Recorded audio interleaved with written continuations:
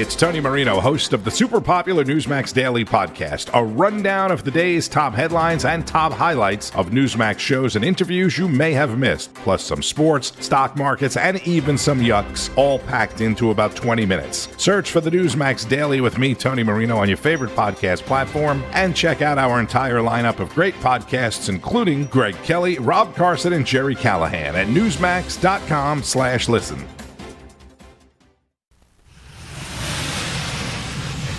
Now. You are about to hear the most interesting, informative, thought-provoking, and funny show in America. On air and on the World Wide Web. This is the Rob Carson Show. And by the grace of God, it is finally Friday. So an administration source texted me the following right after this news broke. It was time. Replacing Christie was based on the culmination of her many unfortunate leadership mishaps, including the fallout in Minnesota, the $200 million ad campaign, the allegations of infidelity, the mismanagement of her staff, and her constant feuding with the heads of other agencies, including CBP and ICE. And when we had her on our show, on our Sunday show, the Sunday Briefing, at the end of January, right after Alex Preddy was killed in Peter Ducey talking about Christy Noem, by the way, in case you didn't know. Minnesota during some anti-ICE protests.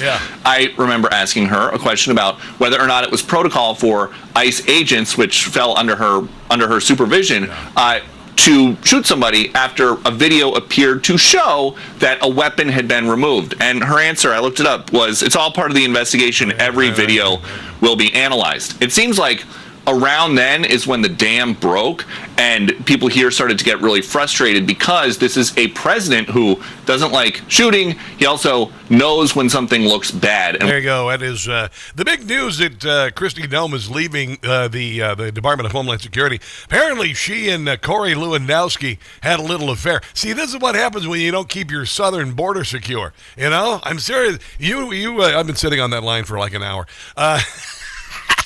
Welcome to the show. How you doing? Come inside. I didn't have any issues with a lot of the stuff that happened in Minneapolis because they were insane people attacking our ICE agents violently. So that's the only thing that I disagree on. The rest of the stuff I absolutely understand. The $200 million ad campaign. I mean, I got to tell you, I didn't mind seeing Christy Noem riding a horse. It was kind of cool, but I get it.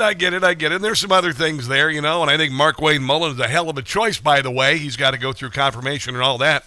But that's one of the big stories today. Welcome to the show. Please come inside. We have much to get to, including, you better sit down for this, Lee Zeldin, the EPA secretary, you Alex Jones listeners, the chemical chemtrails in the sky, they're bad. And they're real. All right, there you go. And you know, I've kind of wondered about that for a very long time, right? Wondered about it when I was driving back home for Christmas to Kansas City. I'm driving up my Frederick, Maryland, and it looked like friggin' plaid sky. It was plaid sky, man. I was like, there's no reason why the sky should be completely covered with crisscross chemtrails and all of that stuff. And Lee Zeldin has confirmed that dangerous chemicals, including sulfur dioxide, are being released into the sky for geoengineering. He admitted it.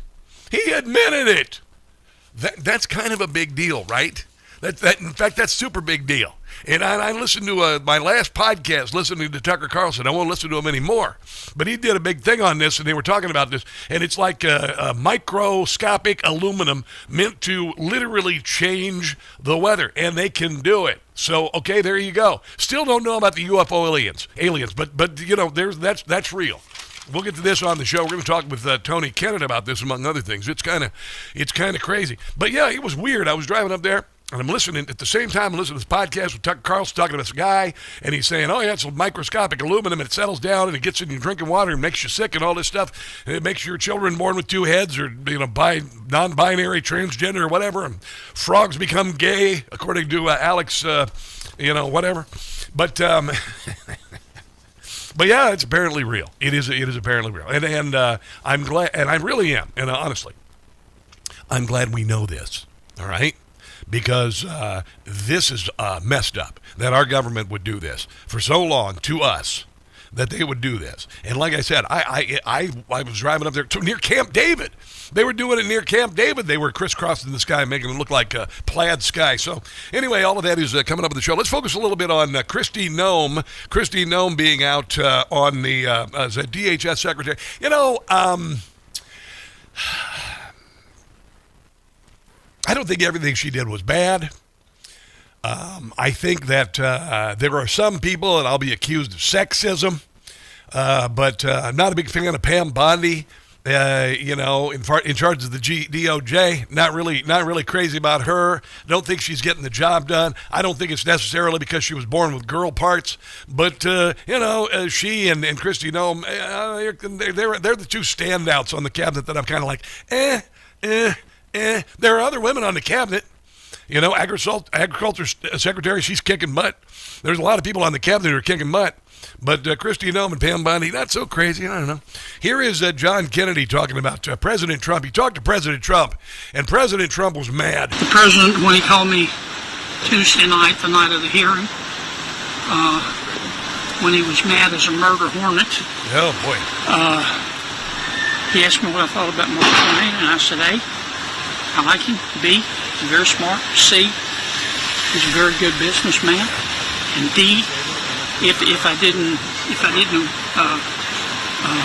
believe the things I just told you, I'd lie to you because Markwayne would whip my ass. Yeah, Markwayne would whip his butt. That's for sure. That's for sure.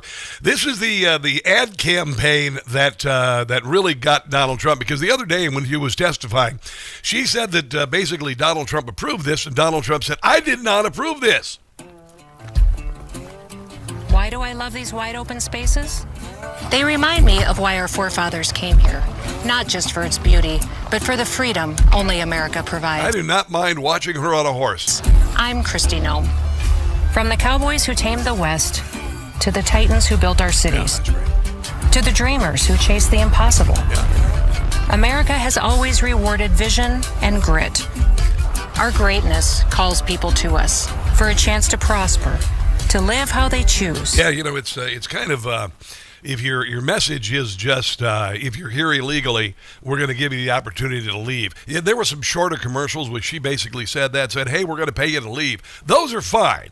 I guess it got to be a little much when she started doing those commercials where she's, riding around on a horse and all of that stuff. Here is Markwayne Mullin this morning talking about being notified. A little bit of surprise for us. And so the president and I, as you guys know, we're great friends, and we get along great. I look forward to working with him in his cabinet. Of course, we still got to go through this little thing called confirmation, and we're going to get started on it right away. Tell us about the conversation. What did he say? Did he call you? You guys have been with me long enough, asked me enough questions. You know I don't share private conversations. Are you telling me your reaction? Tell me your reaction. Yeah, I don't want to listen to that anymore.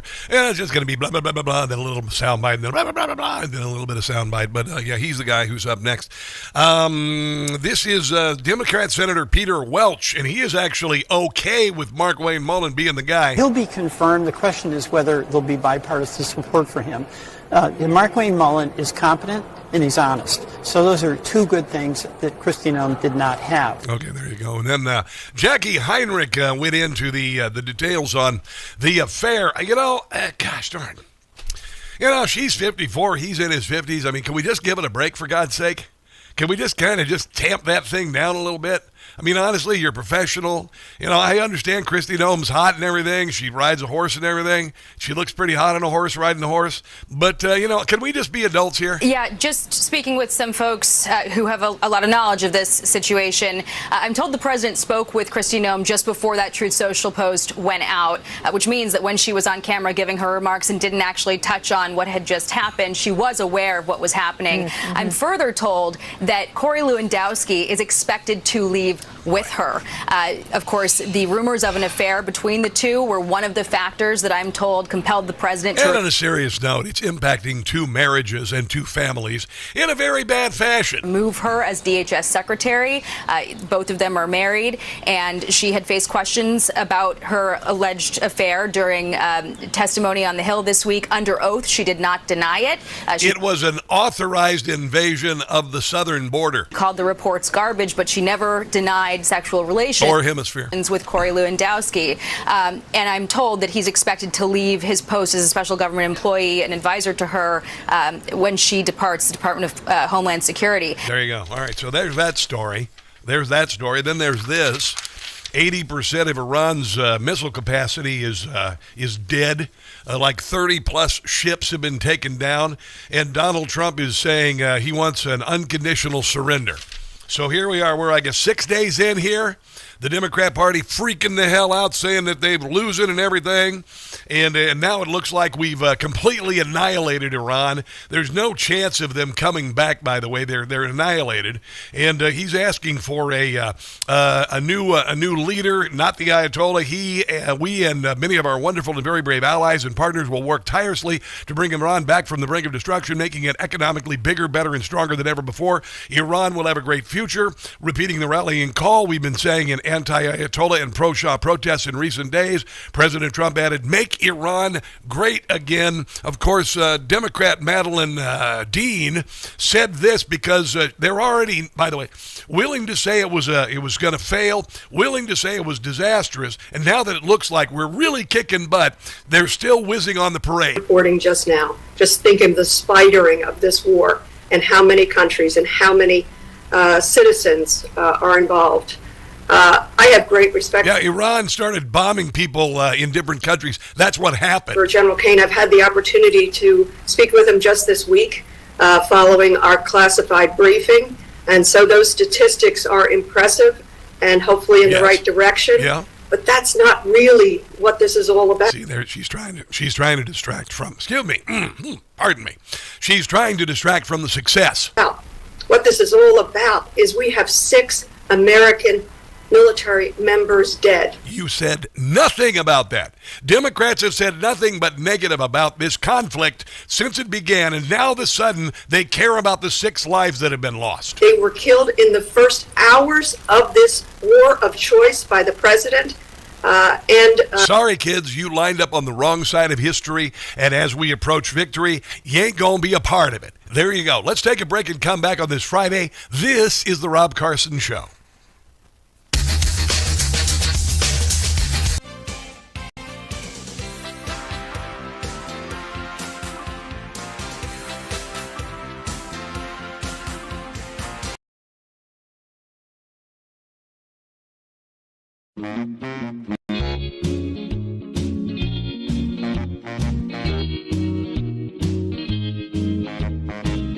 Tehran's leaders are crumbling. They're being taken out.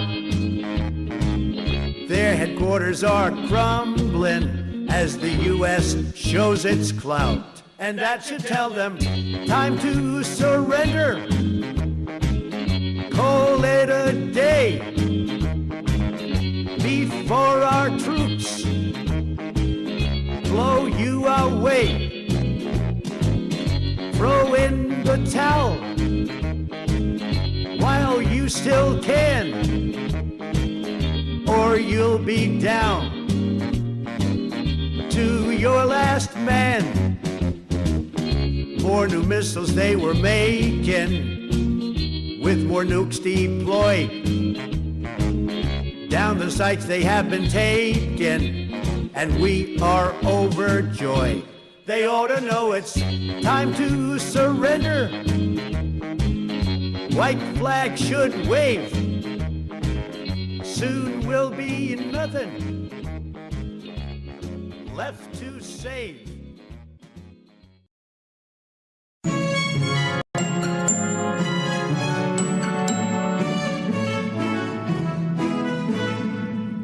Hello, mullahs. They are pleading for Trump to stop their bleeding.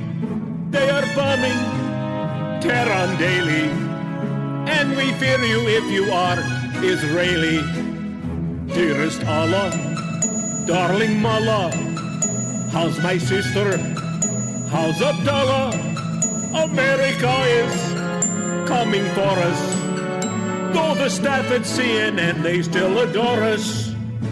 U.S. forces, there's no stopping as the bombs continue dropping. We are frightened and is showing as our fear of destruction keeps on growing. Hello, Mullah. Hello, Fatwa. The water we're in is quite hot. USA is out to get us. We'll be in pieces like shredded lettuce. It looks like our demise has finally met us.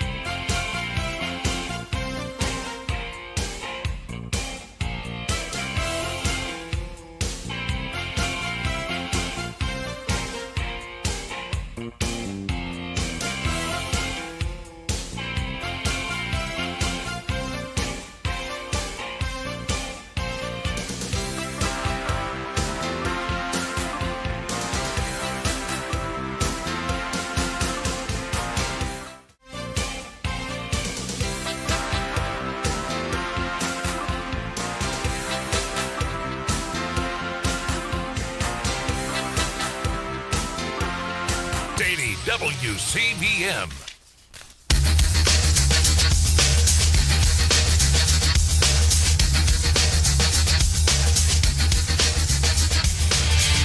The Rob Carson Show podcast is everywhere. Go to Newsmax.com/listen for details. In just the last 72 hours, America's bomber force has struck nearly 200 targets deep inside of Iran, including around Tehran. And in just the last hour, U.S. B-2 bombers dropped dozens of 2,000-pound penetrator bombs targeting deeply buried ballistic missile launchers. I'm thinking Christy Noem got hit by one of those. Notably, we've also struck Iran's equivalent of Space Command, which degrades their ability to threaten Americans. Yeah. Our strikes against the Iranian Navy have intensified. Yeah. You may have heard the president say just a little while ago that we have sunk or destroyed 24 ships. That was true at the moment. Wow. We're now up over 30 ships. Holy hell. And in just the last few hours, we hit an Iranian drone carrier ship, roughly the size of a World War II aircraft carrier. And as we speak, it's on fire. Yeah, its final words were glub, glub, glub. There you go. That is Admiral Brad Cooper, not to be confused with Bradley Cooper. We went in, we kicked ass, and we took names, and most of those names were Muhammad. Here he is talking a little bit about just the naval, the great Navy of Iran, which is now an aquarium for exotic fish. Intensified. You may have heard the president say just a little while ago that we have sunk or destroyed 24 ships. That was true at the moment. We're now up over 30. I'm thinking if I worked at PetSmart, I would. You know those things you put in the bottom of your aquarium. You got that little treasure chest that opens when the bubbles get in, and it opens up and the bubbles come out, and then it goes back down again. I think they should do little Iranian ships that you could put in your home aquarium. Ships. And in just the last few hours, we hit an Iranian drone carrier ship. Roughly you put a little Ayatollah down there, just standing there on the bottom of the ocean in your aquarium. Size of a World War II aircraft carrier, and as we speak, it's on fire. There you go. That's not a good sign. That's not a good sign. The only way to put that ship out is to I guess, sink it in the water. I think we need to hear this from Jim Gossett as the president on the Rob Carson Show. Warned Iran that the nukes must end. My deadline for them I won't extend. Now they are around the plot attack. Yeah. No one had the Ayatollahs back. What did they do? F around and find out. Yeah, they did. They F'd around and found out. The Ayatollah found out. I mean business and I'll get my way. Against us they were plotting. And look at what they've gotten. F around and find out. Yeah, they did. Their leadership, it will exist no more. You better surrender or you are through. Listen up, mullahs, I am warning you. 49 leaders you've already lost. You'll continue at a heavy cost. F around and find out. Yeah, they did. Stick around and find out. Don't mess with this man right here. Screw around and find out.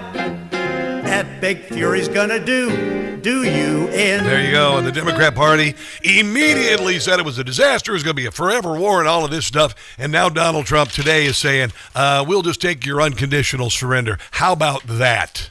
And there's no getting on the right side of history, all right? There's no getting on the right side of history on this. Democrats, you screwed the pooch. You abandoned our troops faster than you were like, used to be like when there was a school shooting, you'd wait the next day before you started saying, oh, we need gun control. Now, while the bodies are still warm, you start doing that. Now, when we get into a military conflict and a Republican is in office, you don't just wait a few days or you wait a month into it. You immediately, day one, start whining and complaining about it and saying we're going to lose. You know what? Honestly, got no time for you Democrats.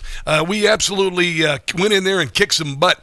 This is an Iranian political prisoner named Kian Tajlabashli on Iran, on CNN. The panel on CNN, of course, they're, you can't go into war, it's illegal, Donald Trump's doing something illegal, it's going to be a forever war, and all of our troops are going to die, and the world's going to end because Donald Trump, and and then he sets the record straight. 2 days ago, yesterday, this morning, I was told we were not at war. Today in the press conference, Pete Hegseth says... That's Ashley Allison. In the war. Are we at war? Are we not at war? Do we want regime change or do we not? This is as of yesterday, 5 days in. The Iranian people in his very first moment. I know this may sound controversial, and among my friends, some of them is controversial. That's okay. But I think that a lot of commentary is missing, perhaps, the big picture. Now listen to this line. I agree. And there is a big picture here, perhaps to simplify it, I would put it this way. Here, I don't think it's right to say that President Trump has started a war with Iran. Yeah. I think President Trump wants to finish a war that Iran started in 1979, 47 years ago. Oh, my goodness. He just said it. Donald Trump didn't start a war. He's finishing a war Iran started 47 years ago. And isn't it interesting that he's the 47th president of the United States? So, and these aren't just words. Let me just tell you an anecdote. In the 2003-2004, when I was there in Iran, working on projects at a very high level, I was talking with deputy ministers, I was talking with, going back and forth, and I was in the foreign ministry in Tehran, where I met someone who was very senior, and he was semi-sympathetic with the projects we were doing. But as I was leaving, he looked me in the eye and he said, you as an Iranian American, I want you to know something and listen very carefully. Yeah. He said, we in this building, and what he meant is the foreign ministry, which meant representing the government, which means representing the regime. Yeah. He said, we believe we are at war with the United States. There you go. So Donald Trump didn't start a war. They did. He's just ending it. And it's about bloody time. It's happened my entire adult life since I was 14 years old. We have gone through this nonsense, and that the Democrat Party can't get behind our troops, be proud of our troops, be proud of the fact that the Iranian people are dancing in the street. I mean, honestly, does it get more morally and intellectually bankrupt than that? I told you the other night, the State of the Union address, when Donald Trump said, hey, all right, Democrats, do you stand if you side with the American people over illegals? And they sat. And I said, they looked at that and said, hold my beer. And I'm going to tell you, this is it. In America, where we stand now for the national anthem, no kneeling, where we weep when the national anthem is played in our 250th year, you guys have really, really bleeped things up. And you're going to live to regret it, Democrats, because I have a feeling this isn't even going to make it to 4 to 6 weeks. I think it's going to be wrapping up a little bit earlier than that. God willing. I'll just say God willing. All right, so coming up, we've got the one and only Tony Kinnett. I want to talk about not only this, I want to talk about Christina. Wait till you, oh boy. All I got to do is say, Christy Noem, light the fuse, and he's going to go off. I'll just tell you that. And then also the chemtrails in the sky, they're real. Lee Zeldin says, and they're going to stop. Crazy day. Don't go anywhere.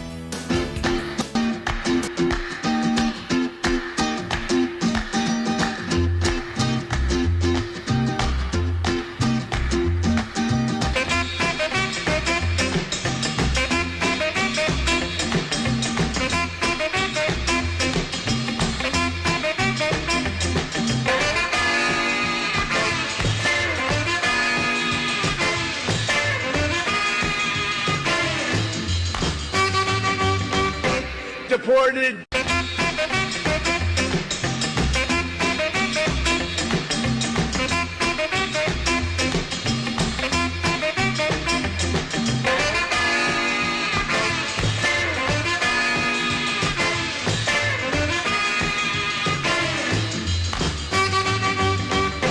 Deported.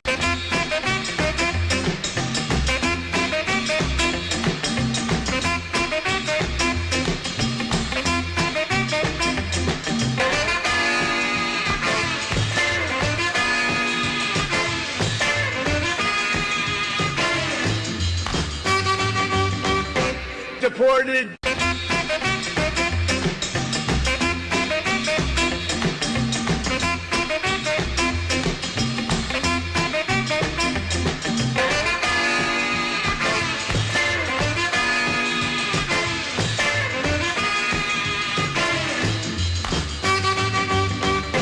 Deported.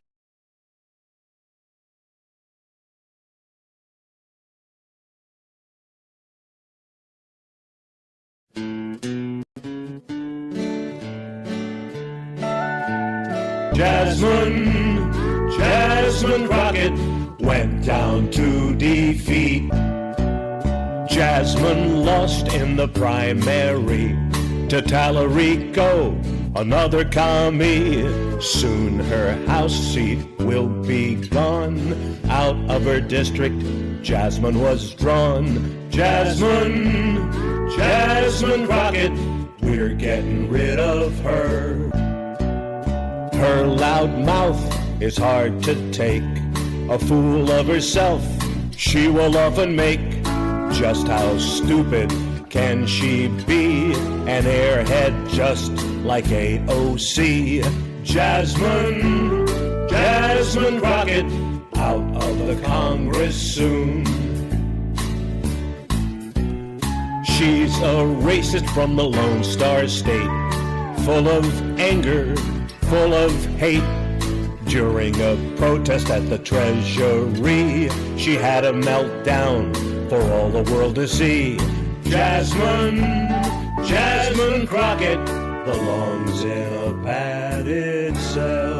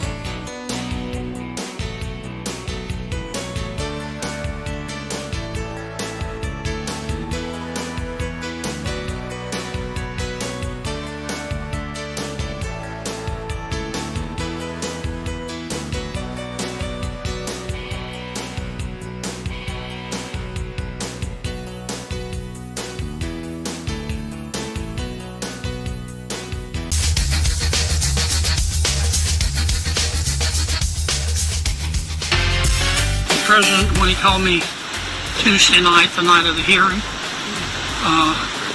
when he was mad as a murder hornet,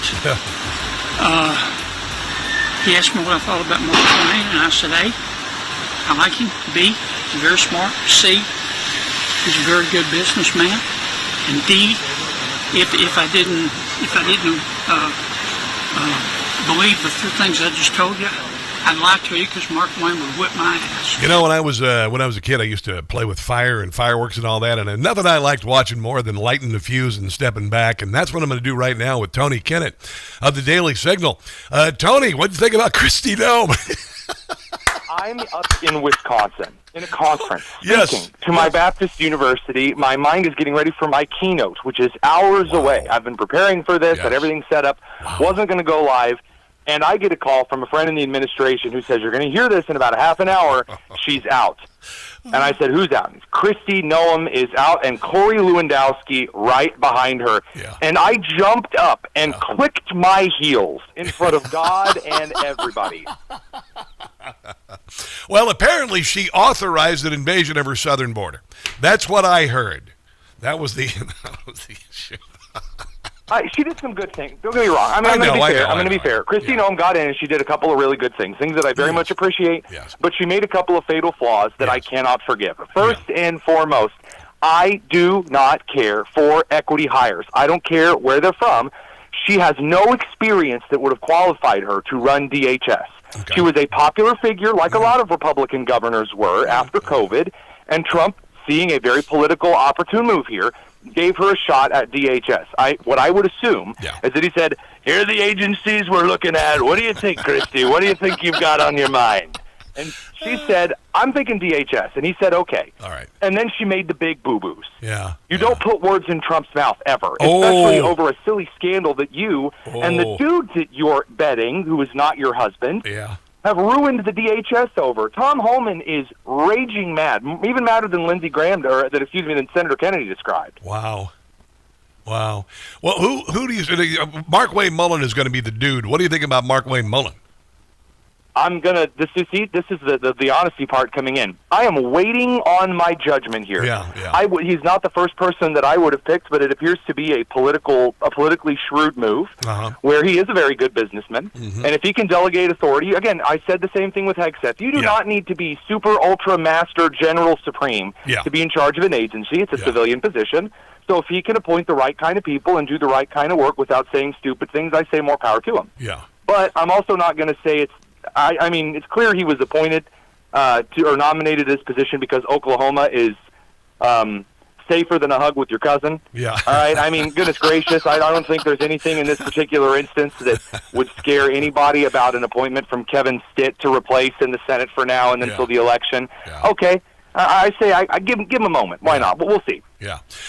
Would you have rather had somebody else? I floated the idea of someone that was a veteran or a member of law enforcement in my head. I thought, Tom Homan might be a good choice. Yeah. I also thought Senator Jim Banks of Indiana might also have been maybe a good choice. Gotcha. However, that's not the only thing in the position. There is also policy and management. Yeah. And don't get me wrong, we've seen Linda McMahon, who has quite the career in the history of things not related to education. Yeah. She's come in and she's done a stellar and a competent job. Brooke Rollins, stellar, competent job. Tulsi Gabbard, stellar, competent job. Absolutely. I'm going to let the president cook with this decision here, and I'm as usual, I'm impressed, and I'm glad he was as gracious as he was in allowing Kristi to save face by creating this Shield of the Americas program envoy position for her. Yeah. That's very kind of him. It is. He honored her service, and she did some good things, but also, especially Corey Lewandowski, good riddance. Yeah, and then also the $200 million ad campaign that featured her. I didn't mind the other ads where she was saying, if you came here illegally, we're going to pay you to leave, and you can have an opportunity to come back. Otherwise, you're done. I like those. But when we get into the 60-second ads and 45% of the ad, or 45 seconds of it, was her riding horseback, which I wouldn't mind watching any other time, but not when our taxpayers are paying for it. And then saying that Trump was down with it apparently during these hearings this week. That kind of cooked her goose. You don't want to get on the wrong side of this president, by the way. You know this. My God. I guess next you're kind of got your fingers crossed on Pam Bondi, huh? I'm waiting on that one. And the reason I'm saying I'm waiting on that one, again, is for this one, there's evidence that this might be either by the end of the week thing, by the end of the month, could be after midterms. I think there's a very close to a 0% chance she makes it through the administration. Yeah. But again, her problem is the same problem that Kash Patel had, and the same problem, as though I love him and he's a very good friend, Dan Bongino had. Yeah. You over-promise and you under-deliver. Yeah. You dig your own grave. Yeah. Don't get out here and tell me you're going to save us all from hell and destruction and everything's going to be perfect and amazing and you're going to release all of that. And then you get in there and realize, oh, no, I was talking out of my rear. Oh, no. Yeah, I know. That was her fault. She did the Epstein binder thing. Yep. She's dropped the ball on a lot of key prosecutions. I don't have a replacement for her. I don't know the president's kind of math that he's doing here for some of these positions, but I'm kind of waiting on that one. I think that she doesn't have long, though. Well, we've got to start seeing some people put in damned handcuffs, including, especially politicians. And I'm just sick and damn tired of this. What the hell do you have to do to go to jail? You can oversee and tell me that they didn't know $18 billion was being stolen. I mean, we're not stupid, okay?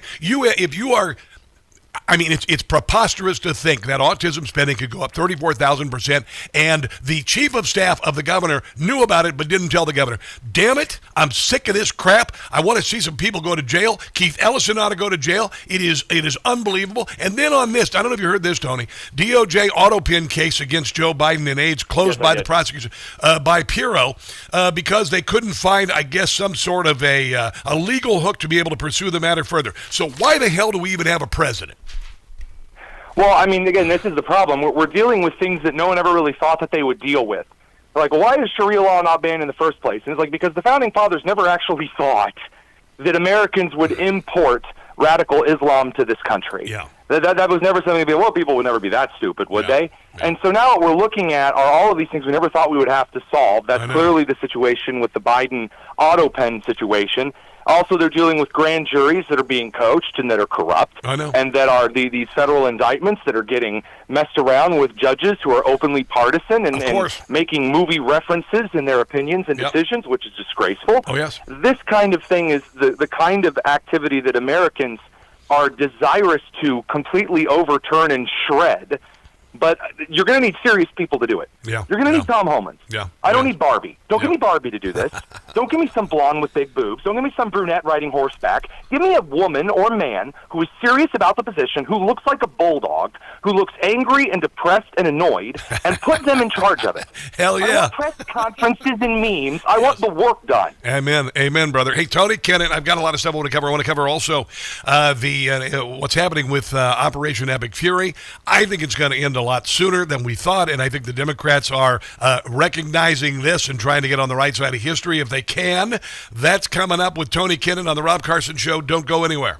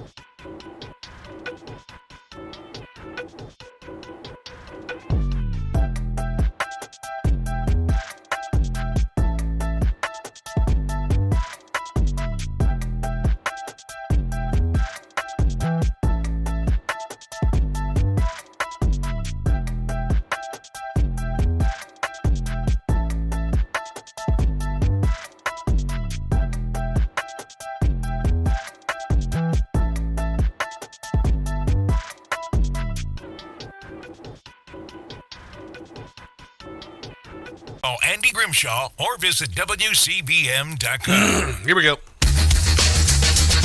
digga, boom, digga, boom, digga, boom, boom, digga, digga,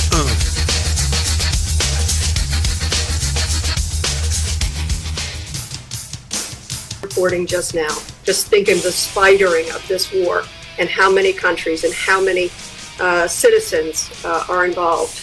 I have great respect for General Kane. I've had the opportunity to speak with him just this week following our classified briefing. And so those statistics are impressive and hopefully in the right direction. But that's not really what this is all about. What this is all about is we have 6 American military members dead. They were killed in the first hours of this war of choice by the president and what I think is a very reckless Secretary of Defense. That is Democrat Madeleine Dean whizzing on the parade of success. The Democrat Party now is suddenly interested in the deaths of our soldiers. Couldn't give a rat's behind with Abby Gate and whatnot. And this Democrat Party has been petulant and petty and awful since the very beginning, calling it a disaster on Sunday morning right after the Ayatollah was killed. Utterly. Tony Kinnett of the Daily Signal, of course, WIBC Radio in lovely Indianapolis. I said they looked at their behavior during the State of the Union and said, here, hold my beer. And then they did this. What do you think about the Democrats' reaction and the overall Operation Epic Fury? I mean, the Democrats' reaction is pathetic, mewling, whining. Of course, they don't care about the 35,000 that were killed. They don't care about the hundreds and thousands of Americans who have been killed, some of whom I known and who I loved, who were killed because of Iran directly and by proxy. Yes, sir. They don't care about any of those. They didn't care when soldiers were left to die in Benghazi. Nope. They don't care unless it is politically appropriate for them to do so. And you saw this with Gavin Newsom. You saw this with Marjorie Taylor Greene, who might as well be a Democrat. God. I mean, even Qatar at this point is pimp-smacking Tucker, deservedly so. Yeah. And as far as the operation is concerned, this is one of the greatest and most successful military operations in the history of this entire nation. Yes. It is even more successful than the Gulf War. It is ending the Iraq and Afghanistan syndrome, much like the Gulf War ended the Vietnam syndrome. Yes. And our nation is the better for it. God bless our country. And God bless the contractors that she occasionally chooses to pay a little extra on the side to make Khomeini's house a little more exploded than usual. Yeah, unbelievable. And by the way, they just confirmed this morning they've been bombing the snot out of 50 Israeli planes, dropped 100 bombs on an underground bunker in the leadership compound in Tehran, reportedly eliminating all of the top remaining leadership of the regime. Donald Trump is asking for unconditional surrender. 6 days in, Tony Kinnett, the Democrat Party were saying, it's going to be a forever war. It's going to be another forever war. They were hoping it would be. But you knew it wasn't going to happen. I had to explain this to my son's friends. I had a Zoom call with his friends, and two of them hung up because they're such little wusses. They couldn't handle the truth. But they're like, it's going to be a forever war. Donald Trump's doing it. I said, you don't realize this because you've never witnessed 6 presidents who did nothing until this man. It's a whole new ballgame, Tony. I've said this before. The President of the United States he's been faced with the exact same choices that Bush 1, that Clinton, that Bush 2, and that Obama faced, except this president has made the right choice and has done things with shock and awe that has, again, shown to be very successful. Americans want wins. This is a win. I was asked the other day, well, wait, we were told this was going to be a 4 or 5 day war. And I said, from who? Who told you the number 4 or 5? What are you talking about, making things up? This was always going to be an operation of air superiority. There are accounts saying, the 82nd Airborne is getting ready to be deployed over. There's no source for any of that. Yeah. There's just a bunch of sad, pathetic cuck children who think that for some reason, if they meme angrily about Israel, then that means they're doing something with their lives. And it's pathetic. It's just as sad as the Democrats. What did you think of Ken Paxton's move with regard to the SAVE Act and saying that if they pass it, if the Republicans get that through, then he will drop out of the race? I got to tell you, I know, Ken, that was freaking brilliant. What do you think is going to happen? I mean, was I on this show? I think it was with you when I said that if Trump wanted to do some really wheeling and dealing here, he'd say, all right, Thune, I know you want me to endorse Cornyn, so tell you what, you bring up the Save America Act today, and I'll endorse Cornyn. There you go. I think this is along that same line, and yeah, it's a politically brilliant move. It was because absolutely. Paxton's got tons of baggage. Yeah, that's so the only for issue. him to do. You know, but okay, I understand this. There has been a lot of baggage with regard to his divorce and whatnot. I wonder if it's being magnified by the opposition to and by the establishment to take him down, or is it? Is everything out yet? Is everything out yet? Because it sounds like everything's out. So I don't know what to think, to be quite honest. My dyspepsia here is it's Kerry Lake 3.0. This is my issue. Right. Yeah. I don't like it when we run candidates who are really loud and boisterous, and then scandals come, and instead of they're like, yeah, I made some mistakes, but we're moving forward, they're like, they start smacking themselves in the head with a novelty hammer. I don't care for that. Now, again, does that mean that he's going to make a terrible, horrible, awful senator? No, we have some rather rambunctious senators and representatives in Congress that occasionally I groan inside, but they do okay work. Yeah. But in this case, I mean, you better deliver. I mean, I don't want to see Kerry Lake again, and then hear the excuse brigade tell me, well, actually, Kerry lost because of a divine conspiracy. I don't play that crap. Well, they did have 60% of the voting machines in Maricopa County stop working on the day of the election. That aside, EPA Chief Lee Zeldin confirms that the chemtrails are sulfur dioxide being released into the sky for geoengineering. Alex Jones is dancing around the studio today without a shirt on. Did you hear about this? I did, and to be clear, he also stated that there were only specific flights in which certain things of these natures were being done. This isn't being done on like commercial jet engines all across the country permanently. Yeah. And so there's a bit of a tit for tat here. Mm-hmm. I mean, yes, of course, when you have geoengineering that happens in the southern United States specifically through predetermined military flights, yeah, there is a little bit to that, but that's also been kind of public knowledge for a bit. Yeah, not to take it from Alex Jones, but just to make it clear, like, your American Airlines flight is not pumping chemtrails. No, it's not. I actually was weird because I was driving back to Kansas City and I saw, literally, it looked like the sky was plaid. North of here. And these are military flights, by the way. And this is, I actually, the last time I listened to Tucker Carlson, and won't listen anymore, he had somebody on to talk about it. And so I thought it was interesting that EPA Secretary actually admitted this is happening. But anyway, that's here, neither here nor there. Plenty of news to talk about, bruh. And you're going to be keynote address today. My God, you better get ready for that. Oh, no, that was yesterday. Oh, I thought it was today. Yes, keynoted already. I'm going to do a panel, and then I'm headed home to that blissful Hoosier state. All right, brother. Have a glorious weekend. Tell everybody where they can find your awesome work. You can find me on X at the Tonus, TheTonus, but I mean, you know, only if you're already following the excellence of the Rob Carson Show. Make that the top of your priority. All right, bro. Take care of yourself. Let's take a break and come back. This is the Rob Carson Show.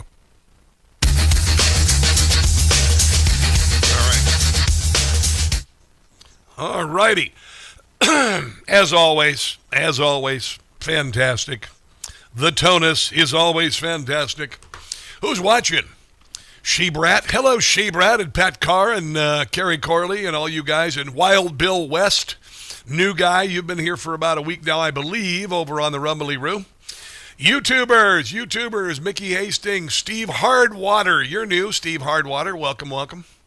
Daggod Dave, 8795, welcome. Hobbalone, saw you there yesterday, thanks for coming. Willard Clark, what up?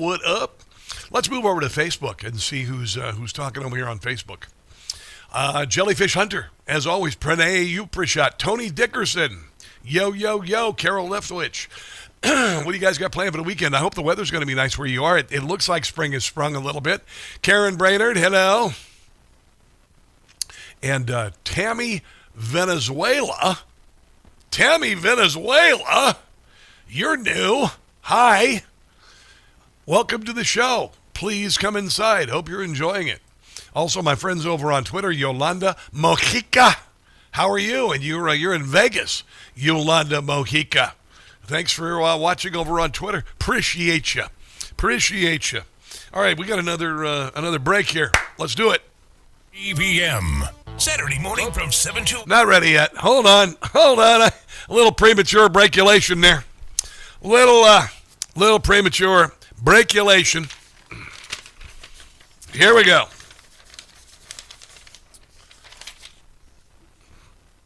We'll talk a little bit about chemtrails here. I think it's kind of fascinating. Here we go.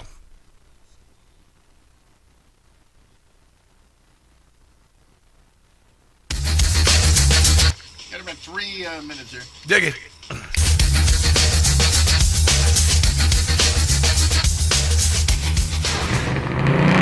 This is not an EV. And it never will be.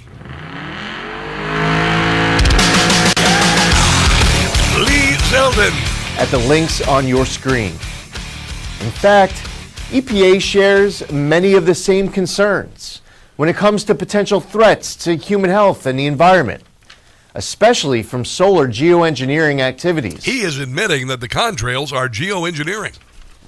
The enthusiasm for experiments that would pump pollutants into the high atmosphere has set off alarm bells here at the Trump EPA. Wow. Prior to now, EPA has never been this proactive to raise awareness about concerns with geoengineering and to stop this activity from being scaled up. This is what it looks like when government actually listens to the will of the people. There you go. Now, I've done a little study of this. Listen, I'm not going to say conspiracy theorist because the left always says whatever we believe or whenever we question it's suddenly a conspiracy theory. It's happening. They've been doing it, man. They've been putting this little microscopic aluminum into the atmosphere to change the weather. It's happened, and Lee Zeldin just admitted it. There you go. So, knock it off. They ought to knock it off. And these are military planes, by the way. But anyway, I wanted to share that. I thought it was kind of interesting because, we've been talking about it forever. And a lot of times you don't say anything about it because, you might think that people are going to think you're crazy and all of that stuff. But apparently it is very real. It is very true. So, and it looks like it's going to stop. We got a lot more on the Iranian situation here with regard to us kicking butt and taking names. It looks like some amazing stuff is happening, and it looks like and I had kind of a feeling that with the overwhelming force that we have shown, that I knew that Donald Trump made that promise for a reason. He said 4 to 6 weeks for a reason. You know why he said it? Because the people he put in charge of doing it said, this is how we're going to be able to do it. This is how long it's going to take. The President of the United States would have not have said, okay, we're going to do it in 4 to 6 weeks. And the military go, oh my God, what the hell is he talking about? What the hell is he talking about? They told him 4 to 6 weeks because Donald Trump said, we got to keep this short. This cannot be a boots on the ground situation. And they said, sir, if you untie our hands and allow us to do what we do, we will go in and we will get this done. And guess what? This is what happens when you have great leadership that allows people to do their jobs. No woke military, no men in dresses, for God's sake. And look what happens. Look what happens. More on this coming up. Mary Walter also in hour number 2. Don't go anywhere. No blind rhetoric. No talking down to me. Don't tell me how to think. Don't tell me how to think. Don't tell me how to think. I trust Newsmax. Newsmax. They don't tell me how to think. They let me decide. Real news for real people.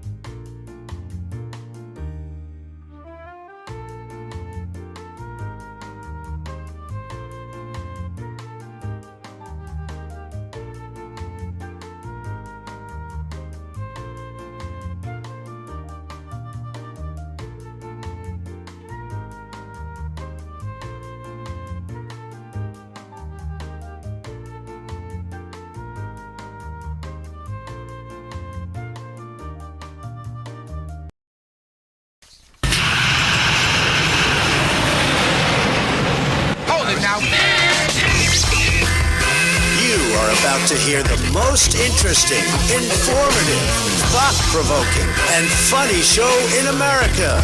On air and on the World Wide Web. This is the Rob Carson Show. And by the grace of God, it is finally Friday. Welcome to the show, hour number 2.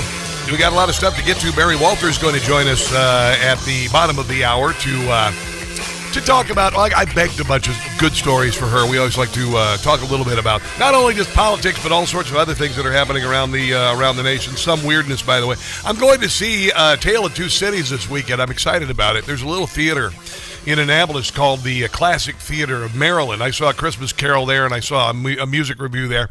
And don't tell anybody, but some of the people in the theater are conservative. Shh, shh, shh, shh. Some of the actors and stuff are conservative. It's weird. It's crazy. But that said, it's a not-for-profit theater. I'm going to go see A Tale of Two Cities on Sunday. Actually, the matinee is when I'm going to go, and I think it's interesting. One of the reasons why I wanted to go to see this is you may recall, if you've listened to this show for a few years, that I talked about how what has happened in our country. We have a bourgeois, we have a proletariat. The bourgeois are the ones who are in power.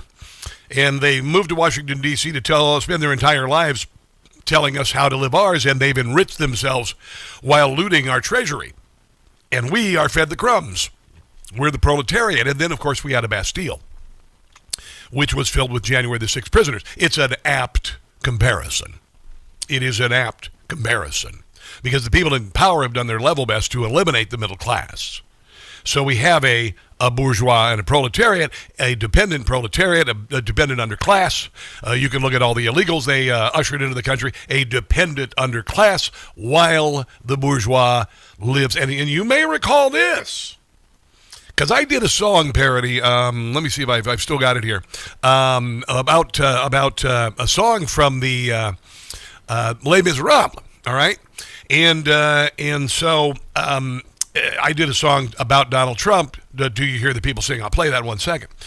But when Donald Trump announced his candidacy at Mar-a-Lago, and he was waiting in there was a tunnel near where he entered the ballroom at Mar-a-Lago to announce his candidacy, and what was he playing?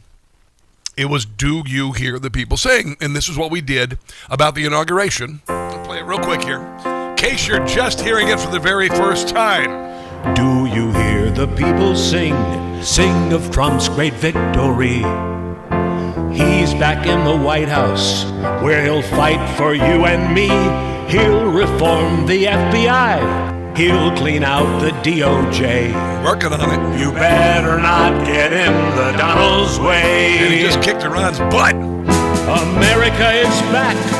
Donald Trump will make it great. Military's great. He will drain the swamp. He will root out the deep state. Got Maduro. America, it's time to celebrate. Close the border. Do you hear the people cheer? Cheer for Donald Trump's return. A triumphant place in history is something he will earn. The inauguration's here. America is back. Trump will get us on the proper track. There you go. I, Donald John Trump, do solemnly swear that I will faithfully execute the office of President of the United States. Yep, and we have sunk Iran's navy and eliminated 80% of their missile batteries, and now it looks like we've taken out all of their higher-ups. They've been bombing the snot out of their headquarters, so it looks like all the leadership and potential leadership of Iran with regard to the mullahs is gone. So it has been an amazing first year, and the Democrats have done nothing but be contrarian. They have burned Tesla dealerships when Elon Musk suggested we cut waste, fraud, and abuse. They have had no King's protest. They said that the Signal Gate was going to end Pete Hegseth. They bitched and whined that we took out Maduro. They said that the captains of these drug boats were fishermen. We closed the border in days. They said it wouldn't be possible without spending a lot of money and without all sorts of bull crap. And look what has happened. Look what has happened in this first year and a few months. It is remarkable. But anyway, back to the original thought. I'm going to see A Tale of Two Cities at the Classic Theater of Maryland. Classic Theater of Maryland, classictheatermaryland.org. It is a not-for-profit theater, and again, there are a bunch of conservatives who act and stuff there. So there you go. I thought you would like that. And there are definitely similarities between the stories. But this is kind of fun. The Democrat Party didn't learn anything after getting just their rear ends kicked up between their shoulders with Kamala Harris. And you may recall when they announced Kamala Harris, the next day I laughed on the air. People thought I was crazy. I was laughing. I was like, oh my God, they just sealed their fate. There's no way that Kamala Harris is going to win this. My God, are you kidding? And they spent $2 billion trying to serve you a crap sandwich without the bread. And you said, I'm not going to eat this crap. And so she was beaten. She lost both houses. She lost the Electoral College, and she lost the popular vote, which of course was amazing. But they learned nothing. So they put together this. For instance, they've gone way left on everything. Either they managed to win in Virginia, they managed to win in New Jersey, they managed to win in New York City, they managed to win in Seattle, and in every one of those instances, people are leaving. Whenever Democrats win, whenever leftism wins, communism, socialism wins, people leave.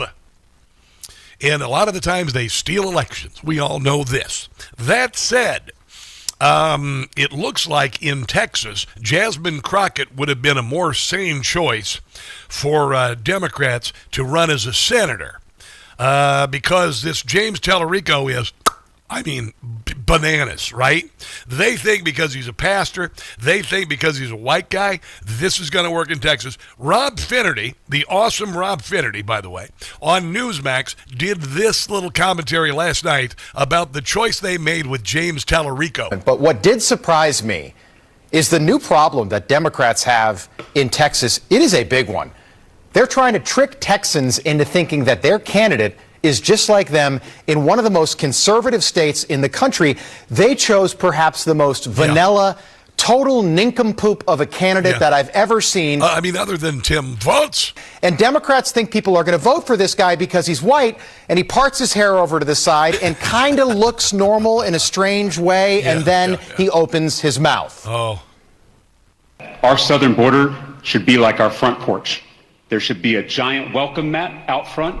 God is both masculine and feminine and everything in between. God is non-binary. Before we go further, I want to acknowledge that our trans community needs abortion care too. Modern science obviously recognizes that there are many more than two biological sexes. In fact, there are 6. Paid for by, there's their campaign ad right there. There is your campaign ad right there. Yeah, the trans community needs abortion care too. Trans people, meaning men who think they can have babies, which they can't. No man has ever had a baby. I know. Meaning they can't have abortions. Yes. And apparently he hates that he is white. He's talked a lot about that, tweeting that white skin gives me and every white American immunity from the virus, but we spread it wherever we go. Really? Have you ever tried having your rear end in a tractor seat all day, or on a fishing boat, or gone into a coal mine, or lived in a trailer park in your life? Because a whole lot of white people do that too. Through our words and our systems, and we don't have to be showing symptoms like a white hood or a Confederate flag to be contagious. He's a white guy, and he's saying that about being white. Think about that, and then he said this. What? But I say all this in context of abortion because before God comes over Mary and we have the incarnation, God asks for Mary's consent, which is remarkable. Go back and read this in Luke. The angel comes down and asks Mary if this is something she wants to do. And she says, if it is God's will, let it be done. Let it be. Yeah. Meaning the Democrat nominee for Senate in Texas just used the enunciation of the Virgin Mary to justify abortion. Yeah, he did. Are you angry yet? Oh, yeah. And he claims to not only be a Christian, but he's a pastor in training. I know. And Texas Democrats were told to vote for that, and they're going to be told to vote for that in November instead of Jasmine Crockett. who was the black candidate. She was even endorsed by the first black Southeast Asian, whatever she calls herself, instead of just being an American vice president we've ever had, Kamala Harris. Yeah. It is remarkable they haven't learned anything, and I think that it's going to be a massive defeat, no matter who the God is non-binary. Our Republican trans candidate community is. needs abortion care too. There are many more than 2 biological sexes. In fact, there are 6. He is nutty. He is nutty as can be. James Tallarico. Jim Gossett. He's a bozo and a lefty. I just love it. A threat to democracy, a major psycho. Doubling down on stupid. Tallarico. Yeah. He beat Jasmine Crockett, but he's just as radical, much like Mom Donnie. He is a commie. Yeah, big time. Must nominate Ken Paxton and tell John Cornyn that it's time to go. Yeah, we'll see. The state of Texas should reject James Tallarico. He is loco. Says there's 6 sexes. God's non-binary, that is no joko. Tallarico wants abortions. Yeah. For transgender men, he is a sicko. Yeah. Tallarico. Unbelievable. What a wacko. They are not anywhere near where we are. They are outside of the mainstream. They are outside of sanity. And I love that they haven't learned anything. On the other side of the break, I'm going to talk a little bit about Ken Paxton, basically saying to John Cornyn, I'll drop out of the race if you pass the SAVE Act. On the other side, a guy named Matt Boyle, he's a journalist, who was talking to Steve Bannon about this, and Cornyn and Thune do not want to pass the SAVE Act, and Thune is willing to throw Cornyn under the bus to prevent it from happening. That's coming up. Don't go anywhere.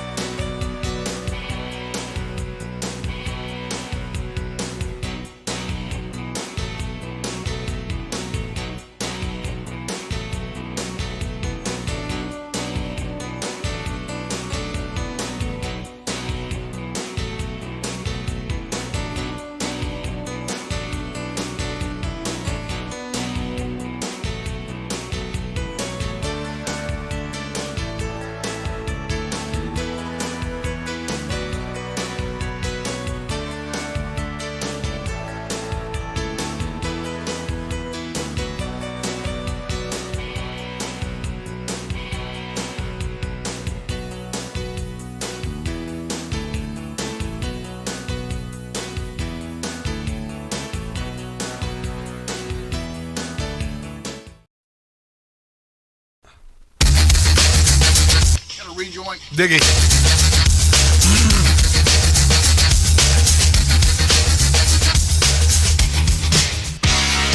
Donald Trump's election.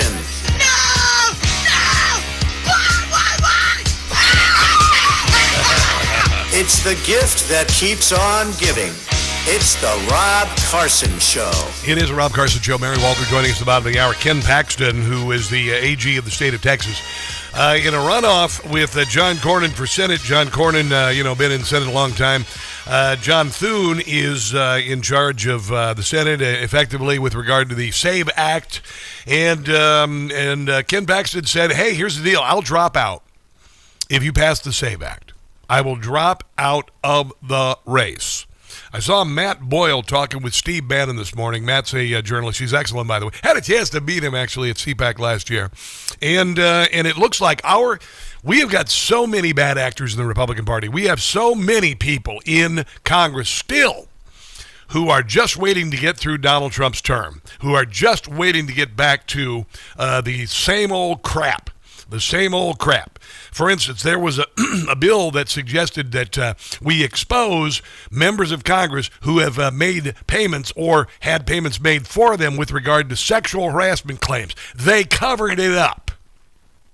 And apparently they're also C-blocking any investigation into Ilhan Omar's immigration status. There are people from both parties preventing us knowing what happened and covering up the fact that she may not be in the country legally and should be removed. There are a lot of bad actors still in Congress. John Thune appears to be one of them. And here is Matt Boyle talking about that. Thune and John Cornyn and all these other old guard guys in the U.S. Senate do not want to change the Senate rules to nuke the filibuster, to endorse Cornyn, saying, okay, it's going to save Republicans $100 million and wrap this thing up pretty quickly. Well, Paxton comes back with turn the tables moment. He says, and the president's obviously out there saying that whoever he endorses, he's asking the other one to drop out. Yes. And then Paxton originally came out and said that he wouldn't drop out of the race. Now he's saying he would drop out only if the president endorsed Cornyn, but only if the Senate got the Save America Act to the president's desk to be signed into law as it is right now. There you go. Now, of course, the Senate could do this right now if they wanted to. 83% of us want the damn thing passed. But John Thune and John Cornyn and all these other old guard guys in the U.S. Senate do not want to change the Senate rules to nuke the filibuster. So now when Paxton came out and said this, then we saw a Senate GOP leadership aide come out and say on background to a reporter that they wouldn't be surprised if the Thune throws Cornyn under the bus and doesn't proceed forward with backing him and allows Paxton to get the nomination in order to not pass the Save America Act and do those things that we're talking about in the Senate to make sure that it gets to the president's desk. That's how much reticence there is among establishment Republican senators to doing things with regard to the filibuster. Yeah, and this is why they all need to be voted the hell out. They are not doing the will of the American people. We are asking them for this. Because you and I all had our votes stolen in 2020, and there's a very good chance we've had our votes stolen many, many, many, many times. Right? That just tells you everything you need to know about, I think, the Senate Republican establishment. That they literally throw the guy they've already spent $70 million on. They intend to spend another $100 million in the runoff on, and another $100 million beyond that in the general election under the bus, who's been a senator for 20-something years in order to do that. Now, I think the move by Paxton was genius because he frames the whole thing up as a referenda on the Save America Act. He makes it a referendum on John Cornyn not doing anything for 24 years. Now you're going to see John Cornyn in all his glory, right? Yeah. He's boxed in. Cornyn thinks he's so smart. He boxed in Cornyn to Cornyn's core move, which is to basically do nothing and kind of talk being a supporter of President Trump or talk being MAGA. But when he got to take action, he's not going to take anything. The president has already said the Save America Act is everything. Yeah, and we have got to win both houses of Congress in the midterms because they will just lay down and take it.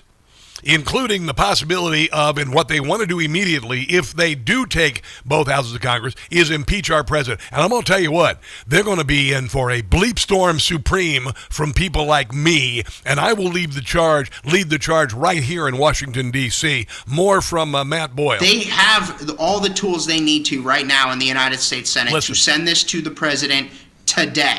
But John Thune doesn't want to, and John Cornyn doesn't want to, right? What they want to do is they want to do a show vote where they all vote on it on a 60-vote threshold, knowing that it will fail because the Democrats will, quote-unquote, filibuster it, right? So what Paxton did that was a genius move is he says, I will literally lay down on the sword if that's what it takes to get this super important thing to the president's desk for his signature into law. It's not a show vote. It's a serious effort. I mean, they're kind of cornered here. I don't know what the president's going to do one way or the other, but I think that it's abundantly clear at this point that if you want the Save America Act to pass, Paxton's the choice, not Cornyn. Wow. And I will tell you also, there's been a lot to say about Paxton, his divorce, all of this stuff, what could come out, and I wonder how much of that is the establishment trying to take him down, because he's done some amazing stuff as the AG, and he is the AG, and it is amazing what a Trump endorsement will do. A Trump endorsement virtually means you're going to be the candidate, and there's a real good chance you're going to win. Especially in Texas when you're running against James Tallarico, for God's sake. So I have a funny feeling that if Paxton was the candidate, Tallarico ain't going to win, all right? And I got to tell you also that these Republicans better get off their rear ends, for God's sake, because we're asking for this. We have had enough of our candidates being chosen for us, and we have had enough of our votes being stolen. And this should include you Democrats, by the way, because you haven't chosen your candidate in a very long time. Hillary was not your candidate. Kamala was not your candidate, and Joe Biden was not your candidate. They were chosen for you by the establishment. That's it. So we are both on the receiving side of this, and that's why the 80% of us who thought the country was going in the wrong direction need to come together to save her, and then we present our issues, and we have a real vote. No cheating, no mail-in, no nonsense. There you go. Let's take a break and come back. Mary Walter joins us next on The Rob Carson Show. Don't go anywhere.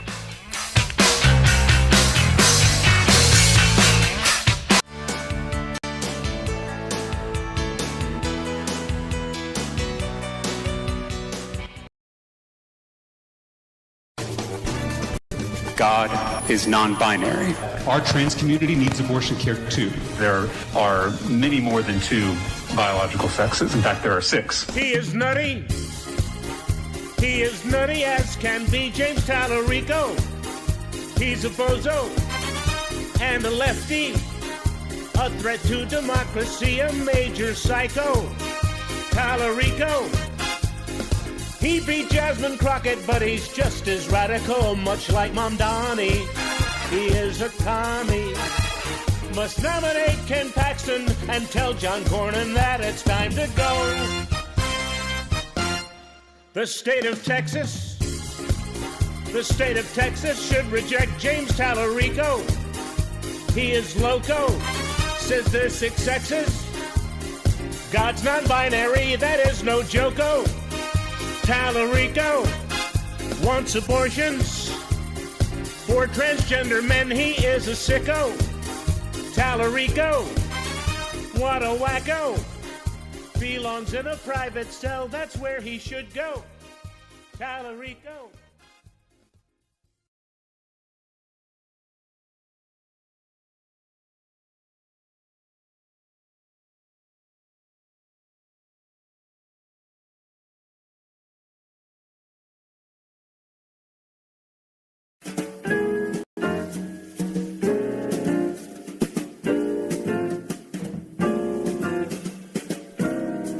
I always accentuate the positive, eliminate the negative, latch on to the affirmative. With me there is no in between. State of the union scored. Approval rate, how it has soared. Democrats cannot afford to take me for granted anymore. Inflation's low, employment's high. The Dow Jones, it is headed for the sky. Borders secure, illegals aren't jetting in. That's why I accentuate the positive, eliminate the negative. Latch on to the affirmative. With me there is no in between.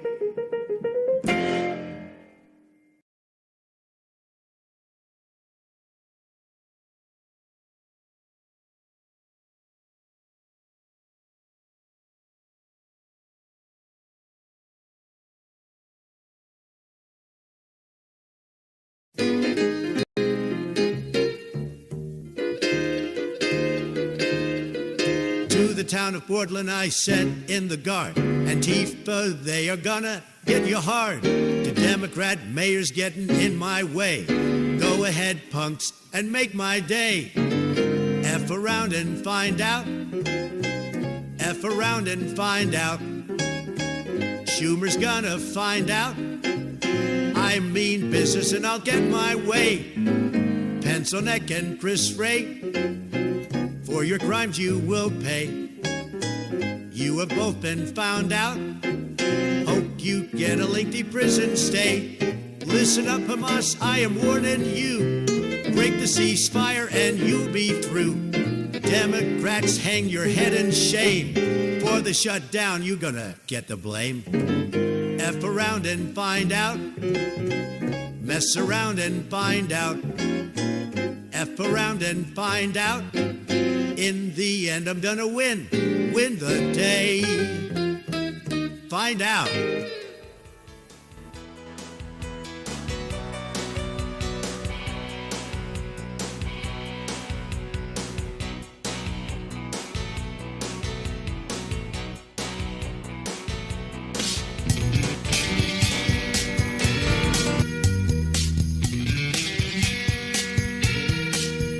Well, they have a lot of cats, and they're all Democrats, we call them Karen.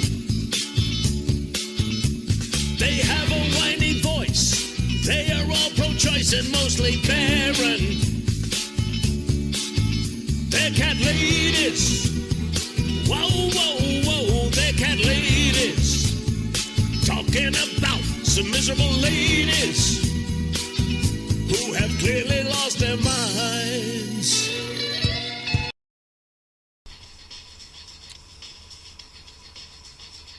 3, 2, 1.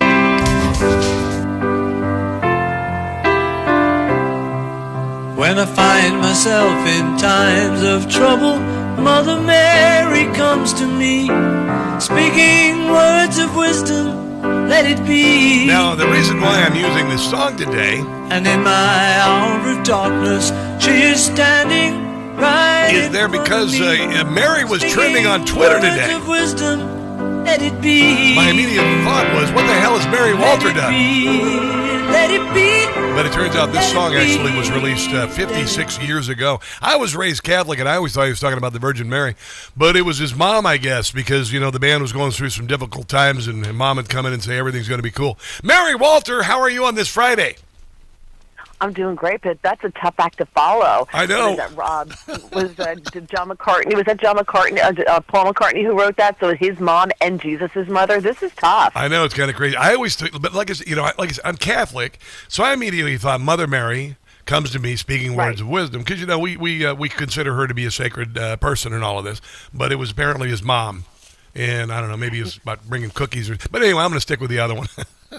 Wait, well, hold on one quick second. So when we were in Israel, yes, someone asked me what my name was, and I told them, and they said, "Oh, and who are you named for?" And I was like, "Okay." I just stopped for a second. I'm like, Jesus' mother. I like. How do you answer that question? It's like asking a guy named obvious who you're named for. It's like asking a guy named Jesus. And who you named after, bruh? Anyway, we got a lot of stuff to get to. I want to ask you, what do you think of Christy Noem? This has been kind of a wild 24 hours. Were you a fan of hers or otherwise? You know what? I have to say, I bristled a little at the questioning about Corey Lewandowski yesterday. I'm like, would you ask a dude about that? Yeah. Because you got Tony Gonzalez wandering around. Oh, I know. Until after all of that, he said he's not going to seek re-election. Yeah. And then after that, the same people who were questioning her voted against making the records, releasing the records over who had their sexual allegations paid off courtesy of the U.S. taxpayer. Unbelievable. I mean, honestly, we have some scumbaggery, and we thought, the swamp is still swampy. The swamp is still swampy. It is just. It's just. That's why I hated it there. Ridiculous. Well, I like living in Northern Virginia. Actually, I'm enjoying it, but I may consider moving if there's a Republican governor elected in the state of Maryland, and Maryland pulls its head out of its rear end. Not holding my breath, though. Not holding my breath. No. And then also, I just want to mention Donald Trump has said he will not negotiate with Iran. Only unconditional surrender, which to me sounds like this has been an overwhelming success. God willing, what are your thoughts on Epic Fury and the Democrats' reaction to it? So, the Democrats have been somewhat muted on this. Have you noticed? Well, no. They started off immediately saying right away those. But they said it was a disaster. To riot people, like riots are us, had all their signs ready. And what was weird is there were allegations that those signs were being passed out like 2 hours before it was even announced. Well, they were. I'm like, how'd they know? Yeah. So that gave me pause. But other than those, the usual paid protesters in the usual cities, there really hasn't been a lot. And they gave up after. It's only been a week, and they've already lost interest. So that tells me that there's not here a lot to criticize. Well, there's not a lot here to criticize. But the Democrat Party, starting with Chris Murphy last week, said it was a disaster. Hakeem Jeffries said it was, it was going to be a forever, all of this nonsense. Now, notice that the Democrat women have been fairly silent on this. They parroted out the soy boys to to do the heavy lifting on this one. I thought was kind of interesting. I think it's backfiring on them majorly. And I think that I think this is going to end sooner than we ever thought. To be quite honest, that's just my thoughts on it. We have a lot of other things. Well, in all fairness, excuse me, Chris Murphy should know a disaster when he sees one. Just saying. Yeah, no kidding. Oh, and then I did want to mention that this Tony Gonzalez pulling out here. What a scumbag supreme. He has an affair. The woman who he had an affair with killed herself by setting herself on fire. And he's still going to stay in the race. He's got 6 kids. I'm like, really? Unbelievable. Okay, Congress is full of scumbags. We know that. Yes. But it's only the Republicans who wind up resigning or leaving Congress. Yeah, well, that's Democrats never do. No, they always stand And I'm by not their saying that what Democrats do is right. I think it's wrong. But Republicans always have their numbers trimmed because they're held to this higher standard of whatever ethics or morals Congress has left. And in fairness to Tony Gonzalez, he claims that this had been broken off over a year before that woman set herself on fire. Really? All right. So he's claiming it had nothing to do with him. He said, I have not been in contact with her. He did an interview, and he told the host, I forget who he interviewed with, but he said, look, I'll show you this last text message. You can see it right here. Yeah. This is the last text message that it went back and forth between us, and he claimed that her husband was trying to blackmail him. Is that it? Okay. And he claims he has the evidence. Now, the husband says that's not true. Gotcha. So Tony Gonzalez claims to have the evidence that the husband was trying to blackmail her. Wow, unbelievable. On other notes, we have much to get to. United Airlines is now saying that unless you put earbuds in, you will be removed if you are playing your digital device, your phone, your iPad, whatever. I think this is great. I've never really encountered somebody on a plane just playing their iPad or playing their phone audio or movie audio next to me, but I'm sure it happens. What do you think? Well, having just been on United Airlines, I did not have that. I didn't see it. I didn't hear it. However, in the past, I have been on flights where someone's playing a video game on their iPad or whatever, and it's really that. And I'm like, are you kidding me? Like, to me, it's people are just so rude. Everyone has lost the sense of what is rude and how to just be nice. Oh, yes. Like how to have manners. So it doesn't surprise me. You hear people in the stores all the time. I see it like I'm checking out of the grocery store, and the woman in front of me is, unloading her groceries with one hand because she's got her other hand on her phone, which is to her ear. Yes. And then she's, trying to cradle it while she gets her wallet out, and the rest of us can just stand there and wait while she fumbles with everything. And she's talking out loud. Do you ever notice that? We all have to listen to this conversation. Yeah. That is just so good. I hope United gives them a parachute and sends them and their iPhone out over wherever. I have this happen to me all the time. I'm in a grocery store. You got somebody talking. What do you think? And then the person at the cash register is sitting there. I got to listen to that. I'm like, honestly, the death of civility is ridiculous. On a related note, 100%. New study, not a big surprise. Permissive parents skew left. Strict ones skew right. U.S. parenting has become political like never before, among other things. This is not a big surprise. My parents were strict. My father was a Democrat, Roosevelt Democrat. My mother was a Republican through and through, but they were both conservative about this. But a lot of hippy-dippy boomer parents and some Gen Xer parents, they end up raising kids who have purple hair and are non-binary. Well, first of all, I hope they didn't spend a lot of money on this study. Because that was money wasted. We all know this. But I guess my question is, what is considered conservative parenting and what's considered liberal parenting? When I grew up, my parents in the summer had no idea where we were for about 8 hours a day. Yes. No clue whatsoever. There were no cell phones. I would just hey, Mom, I'm walking to the farm. She'd be like, okay, be home by dinner. I'm like, okay. And that was it. We could have been kidnapped. We could have gone anywhere. But we always went in a group. And our parents just never worried. We were feral children. Is that considered liberal parenting or conservative parenting? No, that's considered conservative parenting because liberal parents would make sure you had a bike helmet on. Liberal parents would do, like for instance, I told my kids whenever they'd scratch their knee or get a little bit of blood, I'd say, rub it out. Honestly, are you really that hurt? Rub it out.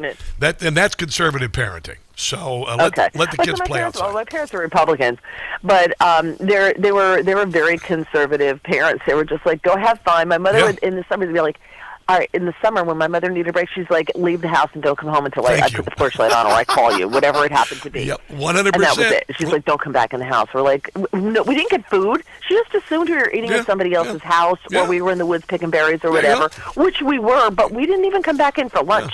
Go drink out of the garden hose. All right, we're going to continue the conversation on the other side of the break. Mary Walter at, by the way, Twitter at Mary Walter Radio. We'll continue this in one moment. This is the Rob Carson Show.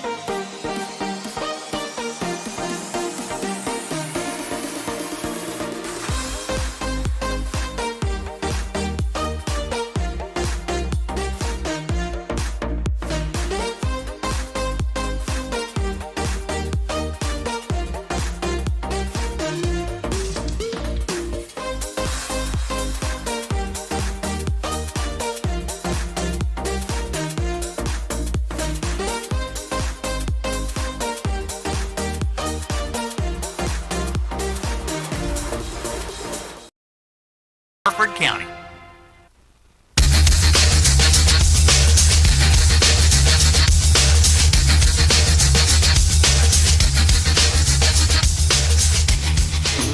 It is a Rob Carson Show. More with Mary Walter in one moment. Global uncertainty does wonders for precious metals, and the price of precious metals. Gold is just been surging. Went up to $5,600, nearly $5,600 in January, an all-time high. Right now hovering just below $5,200 an ounce. I had mentioned earlier this week on Monday, it was at $5,300, and if you would have bought $20,000 worth of gold in 2006, that would have been 33 ounces of gold. Could you even imagine? Because as of Monday, that would have been worth about $170,000.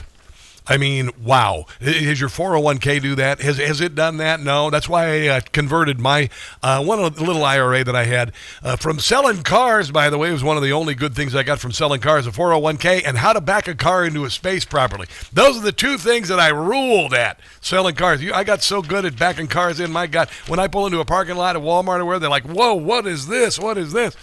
Anyway, Birch Gold can help you convert an existing IRA or 401k into a tax-sheltered retirement account in gold. Text my name, Rob, to 989898 to receive your free info kit, no obligation.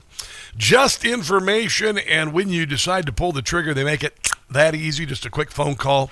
Very little work, honestly, and they have an A-plus rating from the Better Business Bureau. Thousands of happy customers, including this guy right here.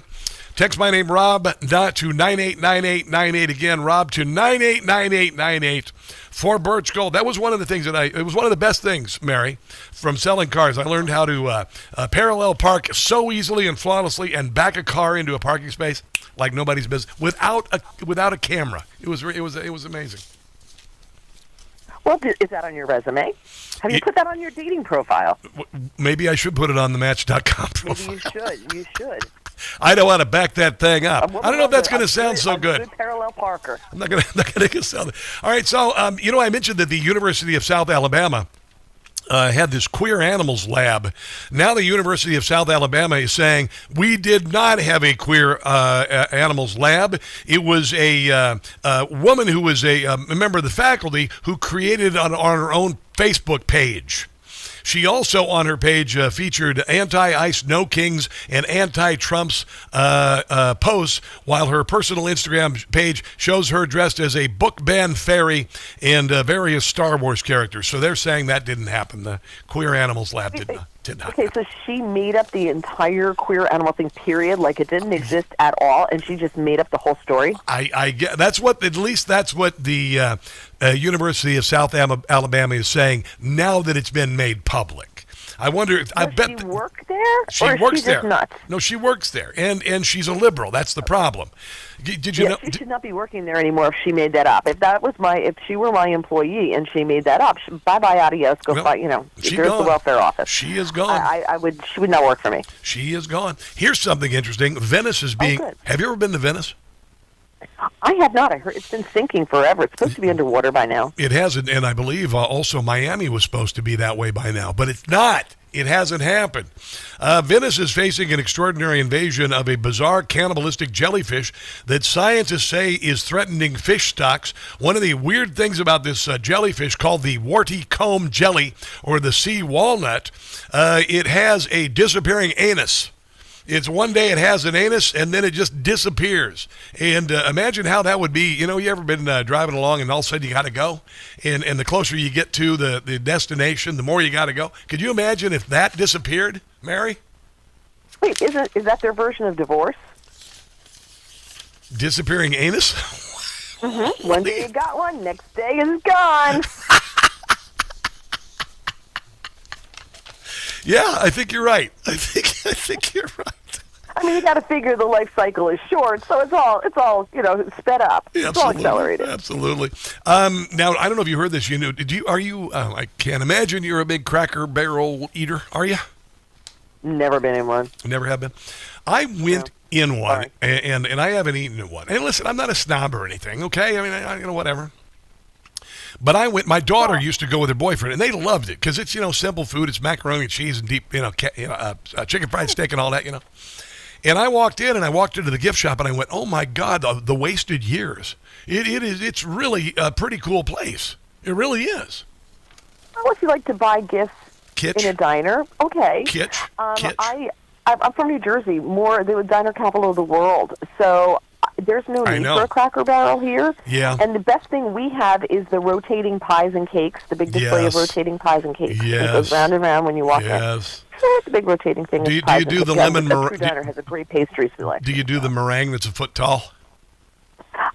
No, I do not. I rarely ever get dessert. Usually they're really good. They're usually made in-house. Well, I do not. So I've never been to Cracker Barrel, and I've never seen the merchandise. And maybe I'll have to take a trip. I think you should. Now, overall profits. You want to guess how much their profits dropped when they decided to rebrand? 94%. I can't even imagine. Probably millions. 94%. Their profits dropped 94%. It was a major Bud Light. It was a major 94%. They have since kind of turned things around. They've added some new menu items that actually, if you like good old American food, smoky southern salmon, fried catfish, and hush puppy dippers. I can imagine you're probably not a big hush puppy dipper person. I could be wrong. I don't think I've ever dipped my hush puppy, so there you go.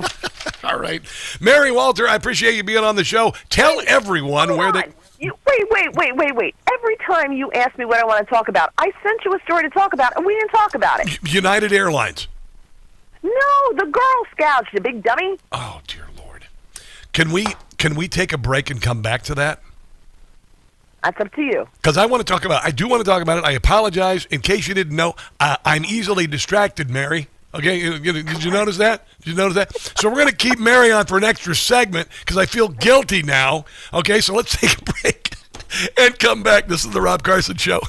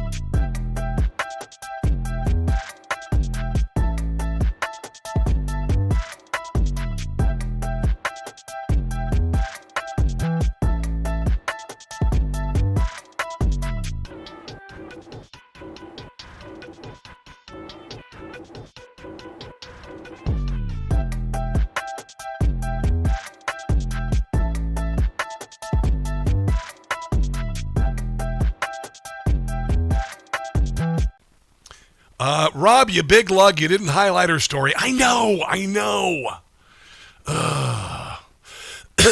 She sent me a bunch of stuff, and whatever. It's actually a brilliant, you're going to love this story. Brian, how long are we going to have? 3? 3:20. All right, here we go. Okay. The top of every hour. Then talk about it. Wouldn't you like a little excitement for a change? On Talk Radio 680 WCBM and WCBM.com.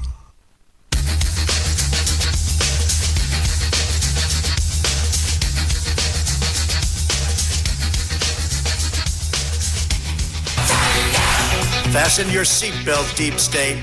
It's gonna be a bumpy ride. It's the Rob Carson Show. 3 minutes left at the top of this hour. Mary Walter, tell us the story that I forgot to share with our listeners. That you thought was really great, by the way, too. Yes, okay, go ahead. And maybe this ties into your ADD just a tad. So in New Jersey, there's a Girl Scout troop that got really smart because it's Girl Scout cookie season, of course, right? Yes. And they set up shop. They got permission from the owner of a cannabis dispensary. Yes. To set up shop outside the exit door. Oh, my God. That is spectacular. hilarious and brilliant, right? But now the National or whatever, the Girl Scout Council's not happy about it. What? So they're supposed to be back today, but I don't know if they're going to be back today. But I thought it was hilarious. And you know, Rob, I'm thinking maybe a little of the cannabis might calm you down just a little bit. You know, I have microdosed THC. It's not good. I can't. No. No. I'm better under the influence of nothing, to be other than caffeine. Those are the things. By the way, this is as good as it gets. It's not going to get better, baby. All right. Well, at least everyone knows what they're getting then. By the way, so I thought the good. What? Yes. I don't believe in attention deficit disorder. I believe there is a disorder associated with someone who could sit and read a book for 8 hours, and it's attention surplus syndrome. You do the math. Yes, but I can sit and read a book for an hour, and I've been married for 30 years. That's all I'm going to say. Oh, ow. Cold. I think that is a great idea on the Girl Scouts, but I would also add some things to the table, like a jar of peanut butter, because a person who's high is going to take those Thin Mints, and they're going to want a jar of peanut butter to dip it in, so they could double dip and make a little extra money. Who combines mint and peanut butter? Who does that? People who are high? Duh. That sounds disgusting. All right. Well, it's because you're not high, Mary. You eat all sorts of weird things when you're high. All right. So let's wrap things up. Where can people find your glorious work, Mary? Okay, tomorrow I'll be on with Rita Cosby on Newsmax around 12:30 Eastern Time. Love it. And then I'm on with not Rob Carson, with Todd Starnes on Tuesdays on N2 between 5 and 6. And then you can find my live cast on Tuesdays, 7:15 p.m. Eastern Time. Just look for Mary Walter Radio on Apple Podcasts, Spotify, Spreaker, YouTube, Rumble, and Getter. By the way, if you're looking for to be schooled on what people eat when they're high, watch Scooby-Doo. Watch everything that Shaggy and Scooby eat. That's it, Mary. Come on now. Hilarious. That's so true, but I'm fun. Goodbye. All right, bye. Yeah, it's perfect. Think about this. They always do that. They make the giant sandwich, and then, of course, Scooby eats it, and then there's an olive, and it rolls out there, and the mouse picks it up and goes, and that's what people eat when they're high. I don't do that stuff, by the way. It's just not a good idea. Let's take a break and come back. Last hour of the Rob Carson Show is right ahead. Don't go anywhere.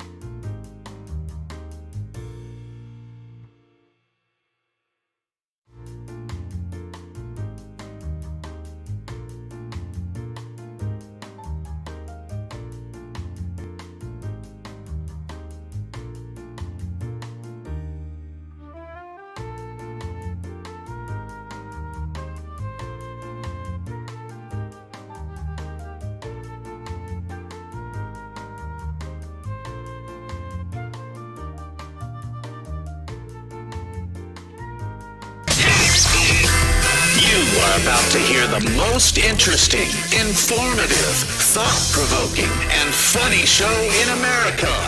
On air and on the World Wide Web. This is the Rob Carson Show. And by the grace of God, it is finally Friday. What do you have planned for this weekend? You got a big weekend planned for you? It's supposed to be nice. Spring is 2 weeks away, right? And I'm not saying anything about the weather. Okay, I'm not going to say anything about it. I'm just going to say thank you, God, for the warm weather. There you go. That's it. I'm not going to make any prognostications about the rest of winter, blah, blah, blah, blah, blah. Anyway, welcome to the show. Sunday night at 8:30 is my TV show, Rob Carson's What in the World? I think we might try. They were talking about doing another airing on Saturday, which they should on Newsmax because, the show's pretty darn funny. And Donald Trump thinks I'm the funniest guy on television. So if you would, check out Newsmax Sunday night, 8:30, following Dr. Michael Savage, Rob Carson's What in the World? By the way, I just found out today I'm going to the White House Correspondents' Dinner.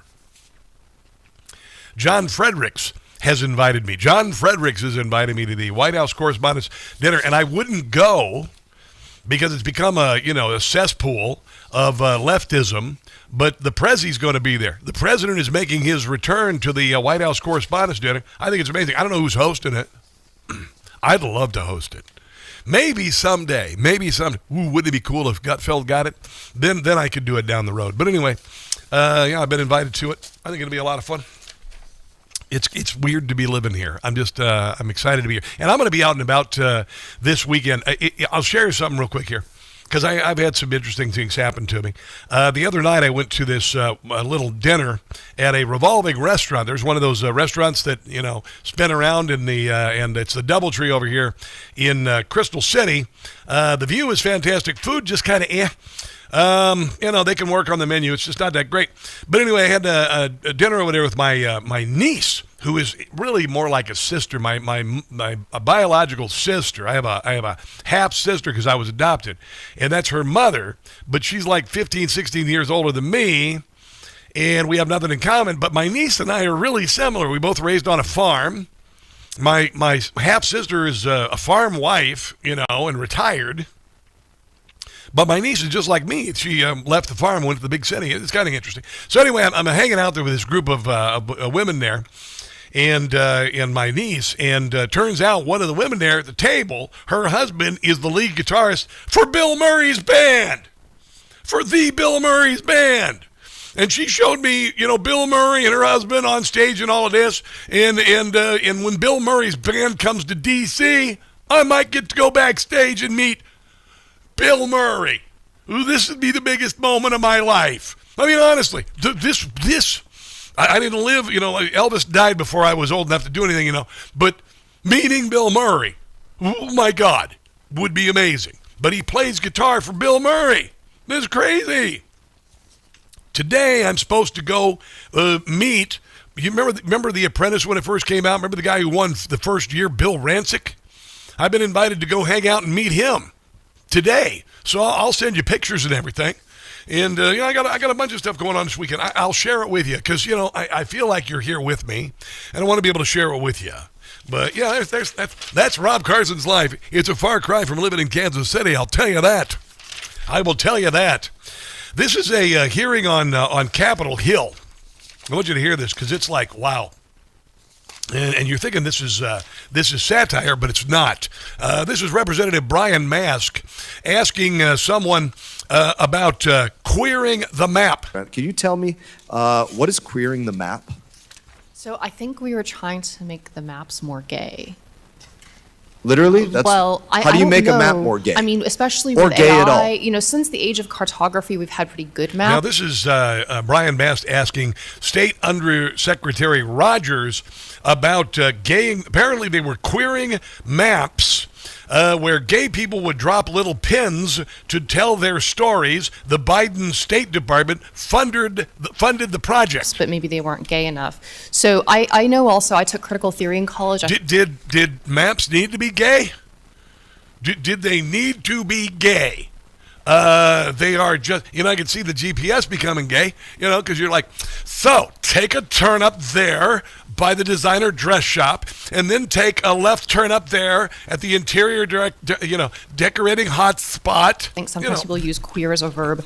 I do understand that the maps that we were trying to make gay were, I think, of Czechia and Slovakia, so maybe those countries asked for it. I doubt it, but I don't know. Slovakia wanted their maps to be gay, I guess. We do have real things to work on in Congress, like what's going on with the imminent threat of Iran, and it is embarrassing that I don't think Iran would want their maps to be gay. We have to we should make them gay. Oh my God, once they surrender, we should make them gay. Talk about the fact that things like this were funded. Oh, look, there's Baghdad over there. Stop it! Non-binary and trans francophones' linguistic attitudes and ideologies towards inclusive French in Montreal, Canada, these things. I'm going to give you a list. My time has expired. Yeah, I'm not going to go. That is what your Biden State Department funded, for God's sake. I mean, what? Man, oh man, oh man. Unbelievable. Let's move on. Let's move on to other stuff here. Oh, this is kind of interesting. CNN. This is pretty good, actually. CBS has kind of decided to cover the news instead of just be anti-Trump all the time, and they've actually been accurately reporting the war. Okay, and covering the protest, the I should say celebrations by Persians with regard to the fall of the Ayatollah, and CBS has been covering it. The other networks have not. And now CNN, apparently they got this guy in charge now, David Ellison, is coming forward and sounds like they're going to turn the network around. While appearing on CNBC Thursday morning, Ellison was asked about whether or not CNN would be changing its editorial stance. The question came from David Faber, who asked about the perception that you will be more beholden to the Trump administration. It's not about being beholden to the Trump administration. It's about covering the damn news accurately instead of 97% of the time being anti-Trump even when Trump is right. And that's what CNN does now. They do stupid garbage.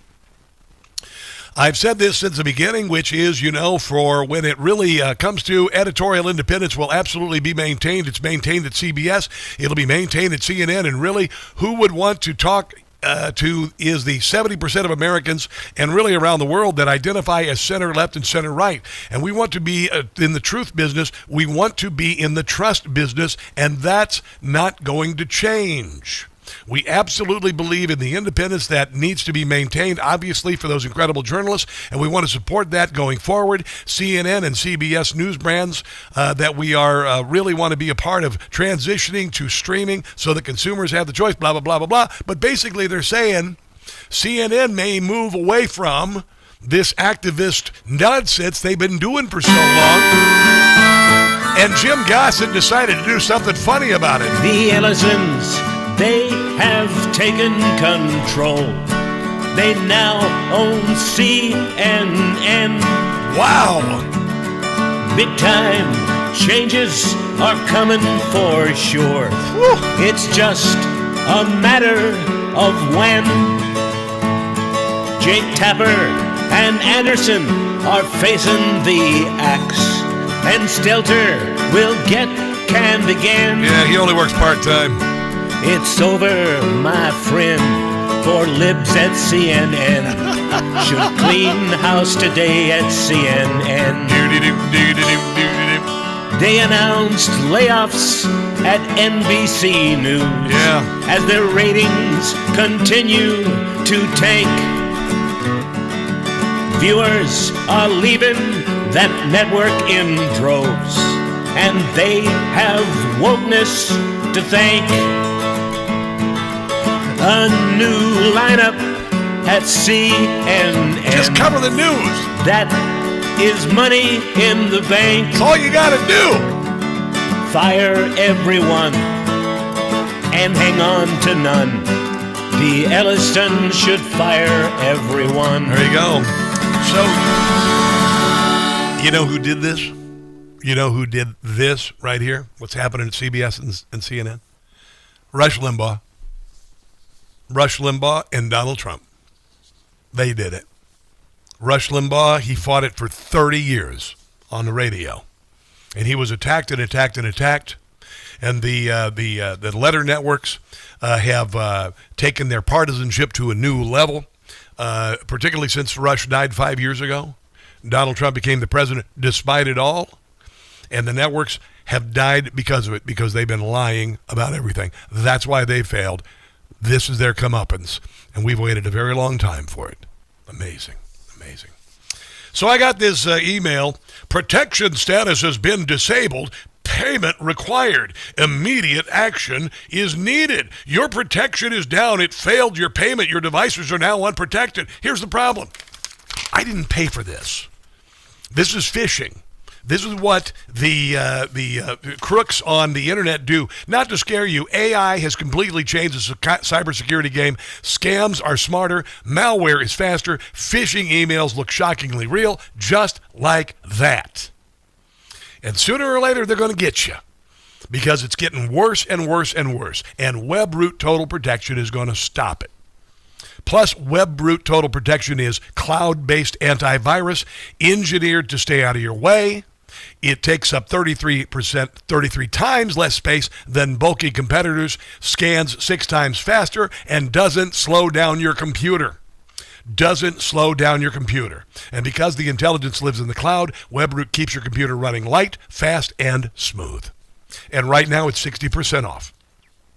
Right now, it is 60% off if you go to webroot.com/Newsmax, webroot.com/Newsmax. 60% off today. I've got it on my computer here. I don't get those emails here. I get them at home, which is I left it open so I could share the stories with you. WebRoot Total Protection is amazing and 60% off right now. Webroot.com/Newsmax. Let's take a break and come back. This is The Rob Carson Show.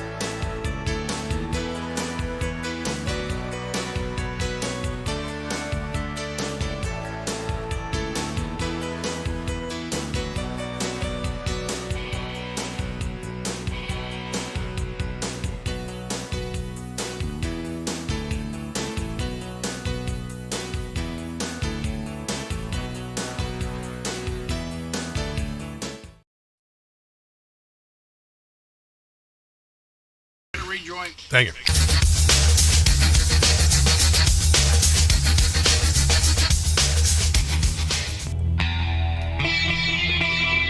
Hey, quick question for all the people mad at Donald Trump for calling that reporter a piggy.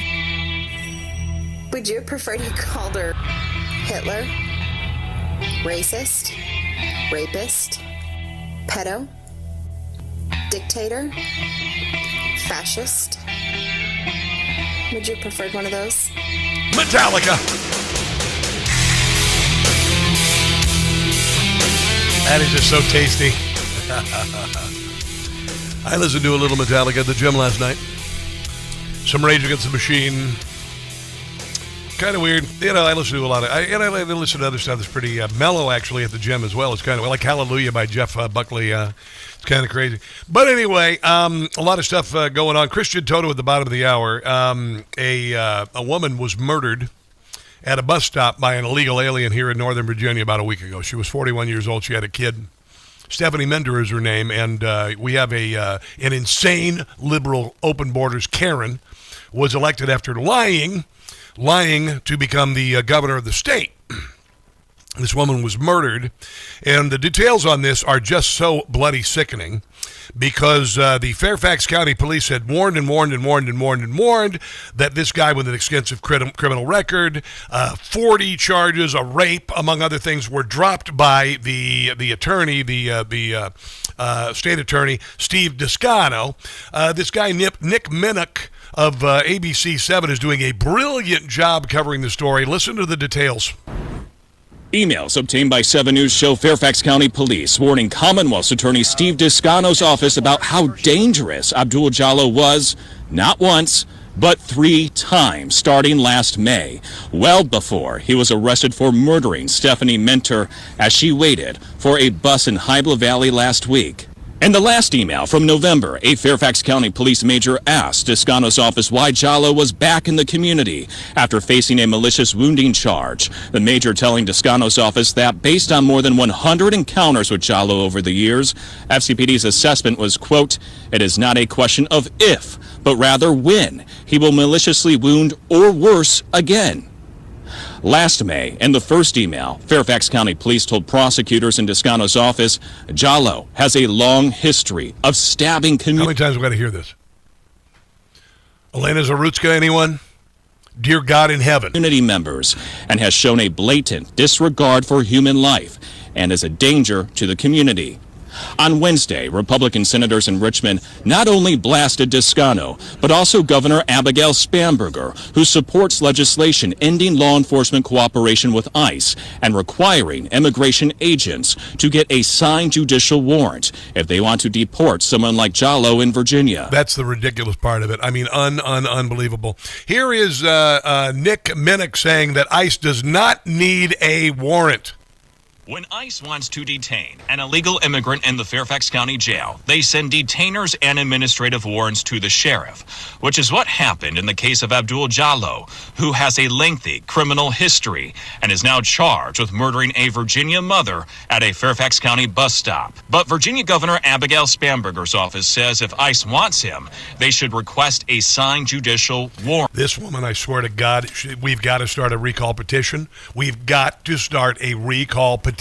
She lied about who she was. The party lied about what they had planned, what their platform was, and they've ushered in this nonsense. It's worse than Zoran Mandami. However, legal experts I spoke to agree that ICE cannot go to a local Fairfax County judge to get a judicial warrant. Ben Messer with the American Immigration Lawyers Association says ICE can go to a federal judge for a warrant. ICE can go to a federal judge, a federal district judge there in Virginia, and say, this person is charged with this crime. This is all about Abigail Spanberger making it harder to deport illegals. That's what this is really about. It's that same crap. And this is a great state. Where I live in Virginia. This is a great state.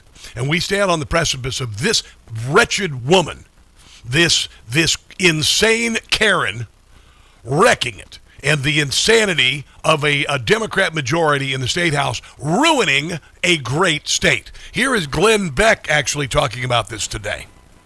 The governor, Spanberger, who ran as a moderate, she is now saying that she misrepresented herself, and the party did too. If they wanted to run as communists, they should have run as communists, but they didn't. They ran as moderates with a communist agenda in waiting. She will not turn over a guy who murdered a woman at a bus stop, stabbing her to death, will not turn him over to ICE. Why, for the love of Pete, are the Democrats so intent on protecting murderers? You saw it during the State of the Union the other night, Clint. Donald Trump said, stand if you stand with the American people and not illegals. And everyone said, that's all you needed. Rapist. This guy had been scooped up off the street in Fairfax County. The police knew who this guy was because they had arrested him so many times. He had been arrested like 40 times. One of them was for rape.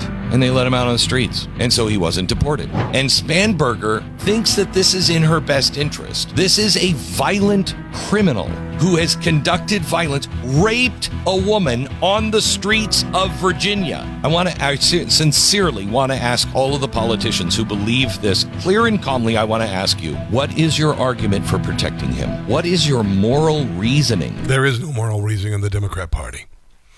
And then in Maryland, a 14-year-old boy slaughtered by 4 illegal alien MS-13 members. Developing now, 4 MS-13 gang members have been indicted on several charges in connection with the death of a D.C. teen. Now, Prince George's County State's Attorney Tara Jackson says they've identified 3 men and a 17-year-old in connection to Jefferson Amaya Ayala's murder in College Park in November. Jefferson went missing last August. The suspects are charged with... He was murdered and butchered, by the way. 14-year-old kid. We're going to have a enough is enough moment here. And I think actually we just crossed the line in every state in this country. And it's going to start with this damned, securing the vote, okay, in the United States Congress. Donald Trump has already done a yeoman's effort on the southern border. And then it's going to take another DH secretary, a DH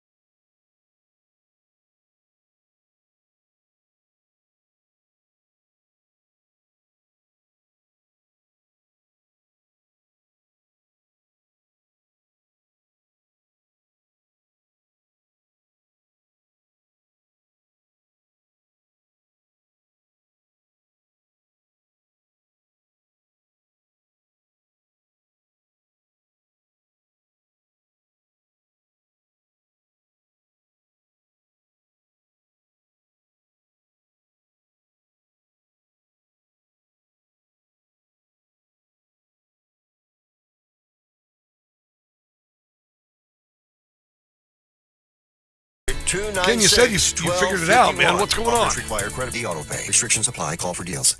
David was in big trouble with the IRS. At first, I didn't owe that much, but...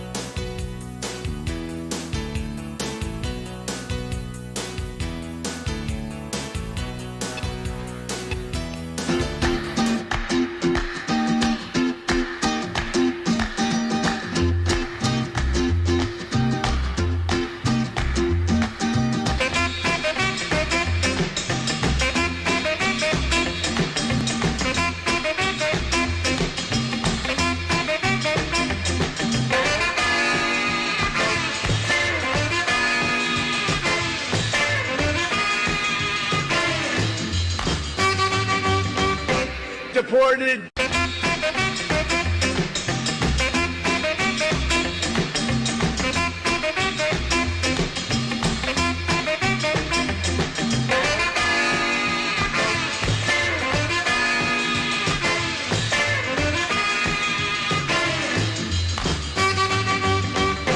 Deported.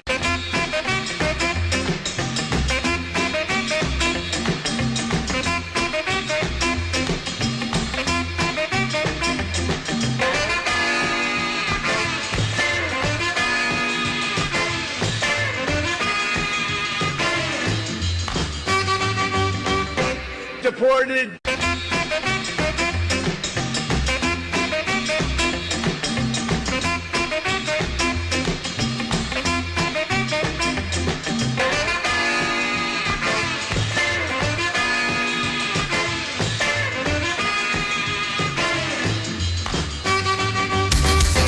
Deported.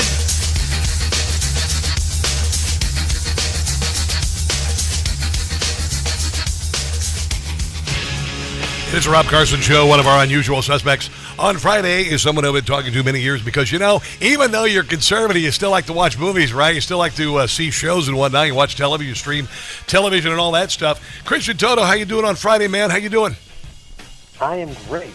Great. Thanks for having me again. Excellent, excellent. I'll just open this up, a little pop culture news. I got to tell you, Britney Spears arrested for DUI. She has just been in a spiral for, what, 20 years now?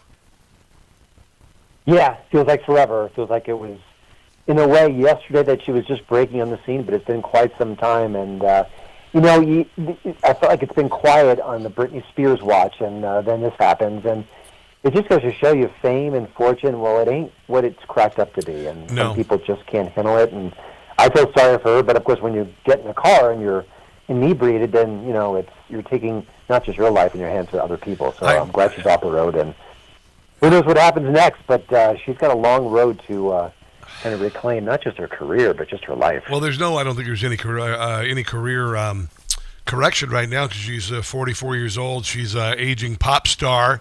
They cut off the age level for American Idol 14 years ago for her, and she's done nothing to actually further her career. She does these videos on where she dances bizarrely, scantily clad as a 44-year-old woman with children. I don't know. It is sad. I hope that she can save her life as someone who used to.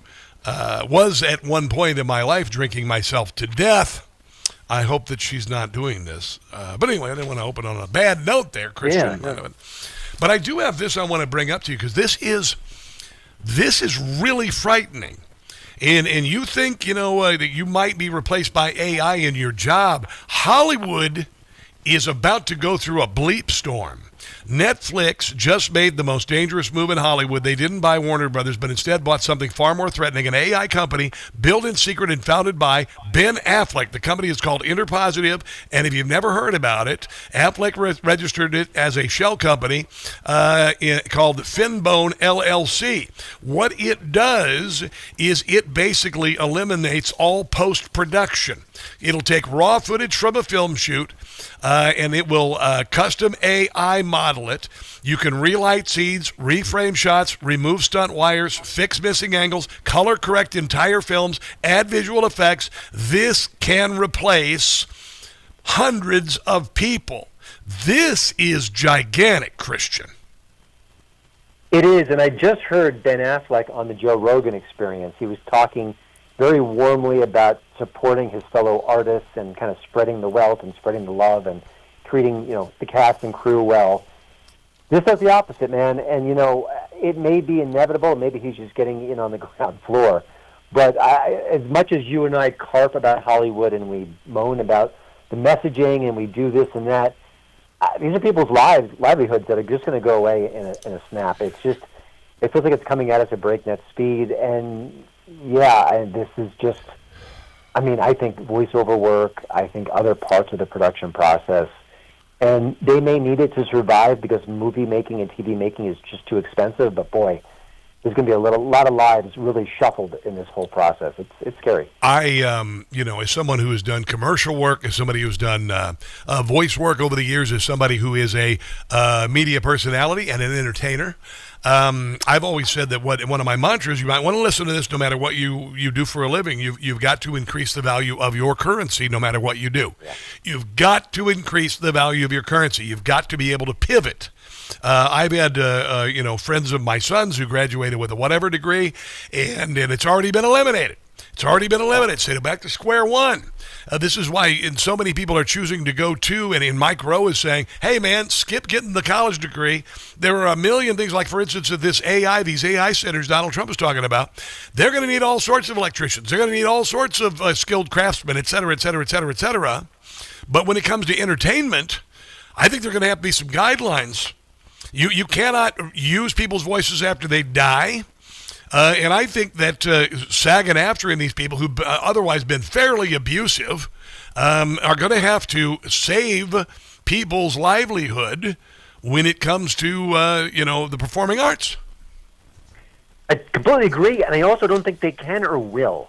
I mean, just the fact that you've got some key players like Affleck getting in on this. Wow. While the industry is just completely terrified, and understandably so, about what AI can do to the field itself. So it just feels like it's inevitable. You can't stop it. And I mean, they just had those strikes. They were settled. There was all this AI language that was supposed to protect them. And I get, if an actor dies, protecting their voice. That seems like a very clear-cut, obvious example where we've got to stop that. It's unfair. It seems very clear. Other things, like you mentioned, the post-production issue. I mean, what if you can save all that money? What if you can actually get the job done and get the content out there at a fraction of the cost? I'm going to tell you, as an insider here, okay, and somebody who's been in video and audio production my entire life, it used to be if you wanted a TV commercial shot, you had to hire a crew, go out, light crew, blah, blah, blah, makeup, blah, blah, blah. Then you'd go into the editing suite, $500 an hour. For the editing suite, you could have $100,000, $1 million in a commercial. And now, did you see the fake fight scene between Tom Cruise and Brad Pitt that was going around? You couldn't tell the difference, man.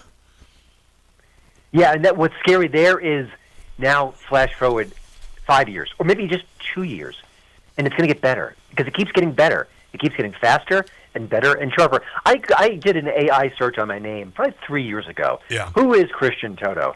I was with some of my brothers-in-law. We were kind of having a laugh. Yeah. And they got a half right. I'm like, okay, that's right, that's wrong, that's right, that's wrong. We did it a year later. It was almost completely accurate. I'm going to tell you, Christian, I saw something this morning. You can actually go take a headshot of you, just a picture of you. AI will create a music video with your voice or another voice singing a song.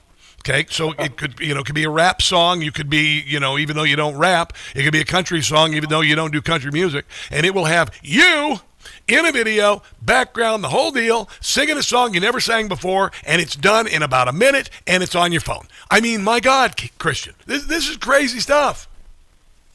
It is. The movie Sing Street is all about a teenager who decides to create a music video because he wants to woo a girl. Now he can just go on his laptop and just summon it within seconds. It's unbelievable. I don't know where we go with this. I mean, I think people are going to want to see live performances. I think people are going to want to see actors on stage. I hope so, by the way. I hope so.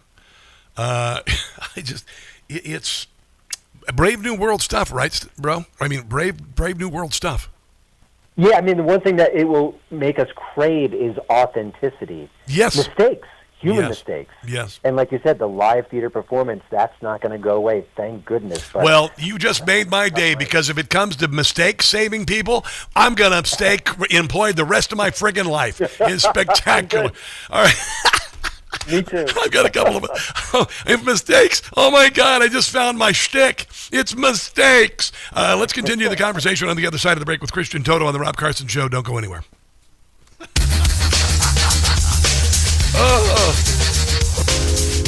Hey, guys, it's Carson from Merge Gold. Think about this. In 2006, $20,000 equaled roughly 33 ounces of gold at spot price. At today's prices, those 33 ounces of gold would be worth about $165,000. Smart Americans diversify a portion of their savings into precious metals. That's why you need to consider buying gold from my friends at Birch Gold. For thousands of years, gold has been a store of wealth, and today it's a crucial part of any balanced strategy. Even better, Birch Gold can help you convert an existing IRA or 401k into a tax-sheltered retirement account in gold. Just text my name, Rob, to the number 989898 to receive free information on gold. There's no obligation, just useful information. Tens of thousands of happy customers, including me. Let Birch Gold help you diversify with gold. Now that's peace of mind. Text Rob to 989898. Again, text my name, Rob, to 989898 for Birch Gold. Glen Burnie Transmissions and Jim Jennings Transmissions have teamed up to give Baltimore complete coverage for all your transmission needs. Two trusted shops, each serving the community for over a half a century. Now working together so you can choose the best no matter where you are. If you need a new, used, rebuilt, or remanufactured transmission for hundreds less than the dealers, turn to Glen Burnie Transmissions or Jim Jennings Transmissions. Both offer the same courteous, professional, expert service Baltimore has counted on for generations. Free area towing and financing are available. Call Glen Burnie Transmissions at 888-299-0557 or visit gbd-online.com. Or call Jim Jennings Transmissions at 410-686-6700 or visit jimjenningstransmissions.com. Glen Burnie Transmissions and Jim Jennings Transmissions, Baltimore's most dependable team. The Sean Hannity Show. Hunter lied on a gun application form. Wesley Snipes convicted 3 counts of tax evasion in 2008 for bilking Uncle Sam on taxes up to $15 million. IRS said he owed taxes. He was later sentenced to 3 years in prison. Remember the guy Jersey Shore star Mike? Yeah. Anyway, 8-month sentence for skirting $2.3 million in taxes. Not Hunter. Sean Hannity, weekdays 3 to 6 on Talk Radio 680 WCBM. Hi folks, I'm Alan Ellis. We talk about fishing, hunting, and the great outdoors every Saturday morning from 5 to 7 a.m. on the Outdoorsman Radio Show. Right here on Talk Radio 680 WCBM. Hear the news, then talk about it at the top and bottom of every hour throughout the day. Breaking news, stimulating talk. Only on Talk Radio 680 WCBM and 99.9 FM in Harford County.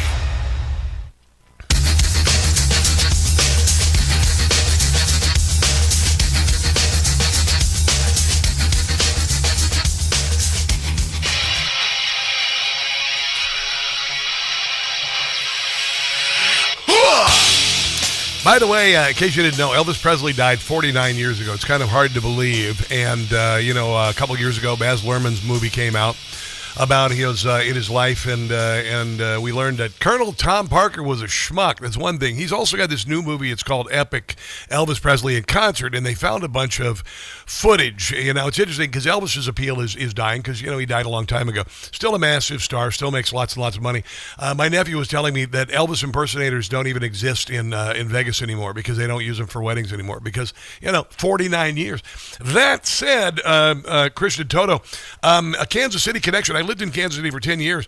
Baz Luhrmann found footage never seen of Elvis Presley, reels and reels and reels in these caves under Kansas City that they use for storage warehouses. Did you know about that? I didn't, but I know there's a film out that uses some of that footage, I'm assuming. And listen, it's not a blockbuster, but it's doing, I think it made maybe $9 or so million at the box office. So there is still that Elvis Presley appeal. Maybe the youngins don't remember him or know him or connect with him, but enough people do. The legend lives on. Yeah, in Kansas City, they have these limestone mines that go for miles, tunnels, I should say, that go for miles, and they use them for storing, like the mountain in Virginia or Pennsylvania, I can't remember where they store everything, Iron Mountain. But it's very similar to that, and they actually have marathons. They have marathons in the mines that deep, and they found all of these 60 reels of stuff. Didn't have any audio, so they had to find the audio to match the reels. And so this is pretty epic. I would like to go see the show. I stopped listening to my Elvis records a long time ago. I was a little boy when he died. But I thought that was an interesting story. I thought it was a pretty interesting story. Other things going on this weekend. You mentioned there's a movie called Bride, and he said it is just awful. It is woke. Tell me about it. Yeah, this is Maggie Gyllenhaal, who's a good actress, and she turned into a director. She wrote and directed this. Jesse Buckley plays the bride. Christian Bale, who's always great, is Frankenstein. They just call him Frank in the movie. And it's a love story. It's a horror movie. It's a homage to past Frankenstein films. They even reference a certain song, Putting on the Ritz, if you know what I'm referring to as far as Young Frankenstein. Yes. So it's a real mashup of a lot, and it's a lot. There's a lot of screaming, a lot of yelling, a lot of violence, a lot of noise. It's a mess. It's a mess. Sure, it's bombing currently in theaters. I think the Thursday previews were very poor. It's a swing for the fences. I give the people credit, but it just doesn't work at any level. But I think what jumped out at me is it felt like it came out or was made around 2020 because it's super feminist, super woke. It's got all this messaging. And the main character, the bride, even screams out at one point, "Me too!" I'm thinking, let's go in a time machine and figure out when this movie should have come out because it's not today. Unbelievable. Also, there is a big Arco. It's an animated movie. Now, I'm not into anime. My kids are Gen Z, and my son is freaking into anime. And I've seen some brilliant anime, even though I'm not into the genre. And this sounds pretty amazing. Yeah. There was a guest review from Barry Wurst, who's one of my go-to guys who chips into the site. But this is a French film. It sounds fascinating. And what he says about it is that, there are animated films that's good for the kids. Sometimes there could be an animated film that has a more mature approach. Yeah. I mean, think about, Family Guy is not exactly meant for kids. It's pretty inappropriate. This one seems to thread the needle where it's something that's good for the whole family. We'll keep all the ages involved. So I haven't seen it yet myself, but my reviewer loved it. And probably in select theaters, it's kind of an indie art house style movie. So it might be hard to track down, but it should be, if you can't see it now, it'll probably be available pretty soon on video on demand. All right. Well, I've enjoyed the conversation today, my friend. I know you've got a podcast, of course. You've got HollywoodInToto.com, HollywoodInToto.com. Always great to find interesting stories. Where can people find the podcast and whatnot? Yep, it's on YouTube, or you can go to iTunes, Spotify, or most podcast providers will have the Hollywood and Toto podcast. All right, I appreciate you, Christian. Have a great weekend, okay? Thanks, you too. All righty. What else is going on here? Good to talk to him. I want to mention something, by the way. Gold is right now about $5,200. It's paused a little bit since its record high of $5,600, which happened in January. You know what I'm going to tell you right now, right? I'm going to say Birch Gold. I'm going to give you the number to text my name. But I'm going to tell you also, look what's happening in the world. Look at what is happening in the world. So much global uncertainty. Global central banks are buying gold like crazy. And you've got a little pause to take advantage of it. I was really fortunate. About a month ago, I took a IRA, a 401k, when it was about $5,600. It was right before the high. And I started the process. And then it dropped. And then in the time that it took Birch Gold to work with my IRA and 401k, it was down but coming back. But I bought at a very good price. Right now, below $5,200 is a very good price. Right now is an opportunity for you to take advantage of this, because they're saying the sky is the limit on gold. Text my name, Rob, to 989898 for Birch Gold, okay? Get the ball rolling. You can take your IRA or 401k, put it in a tax-sheltered retirement account in gold. Text my name, Rob, to 989898. They got the A+ rating from the BBB. They got thousands of satisfied customers, and I'm a satisfied customer. I'm not pulling your chain here, people.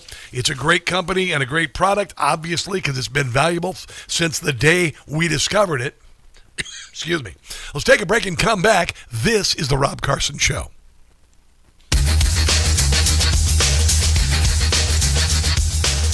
Sorry.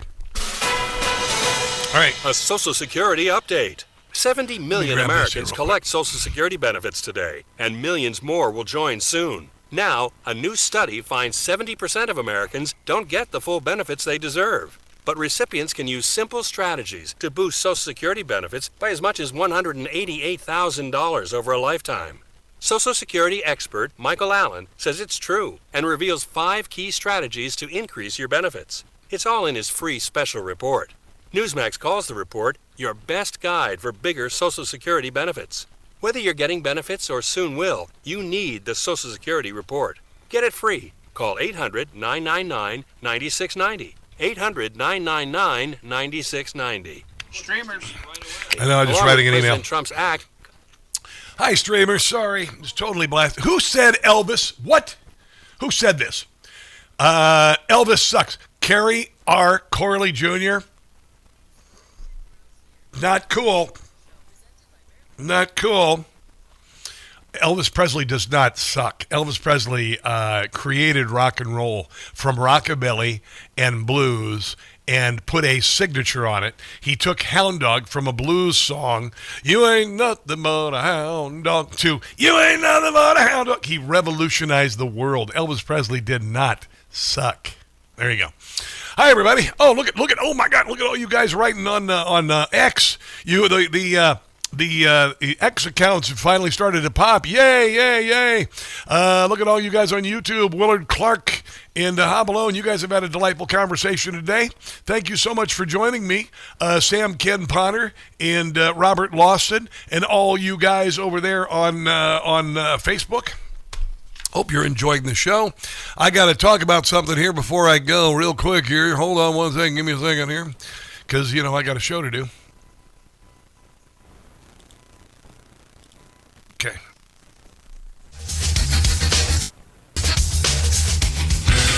A lot of misreporting and intellectual dishonesty from the American media on why President Trump decided to launch this operation. So let me remind you.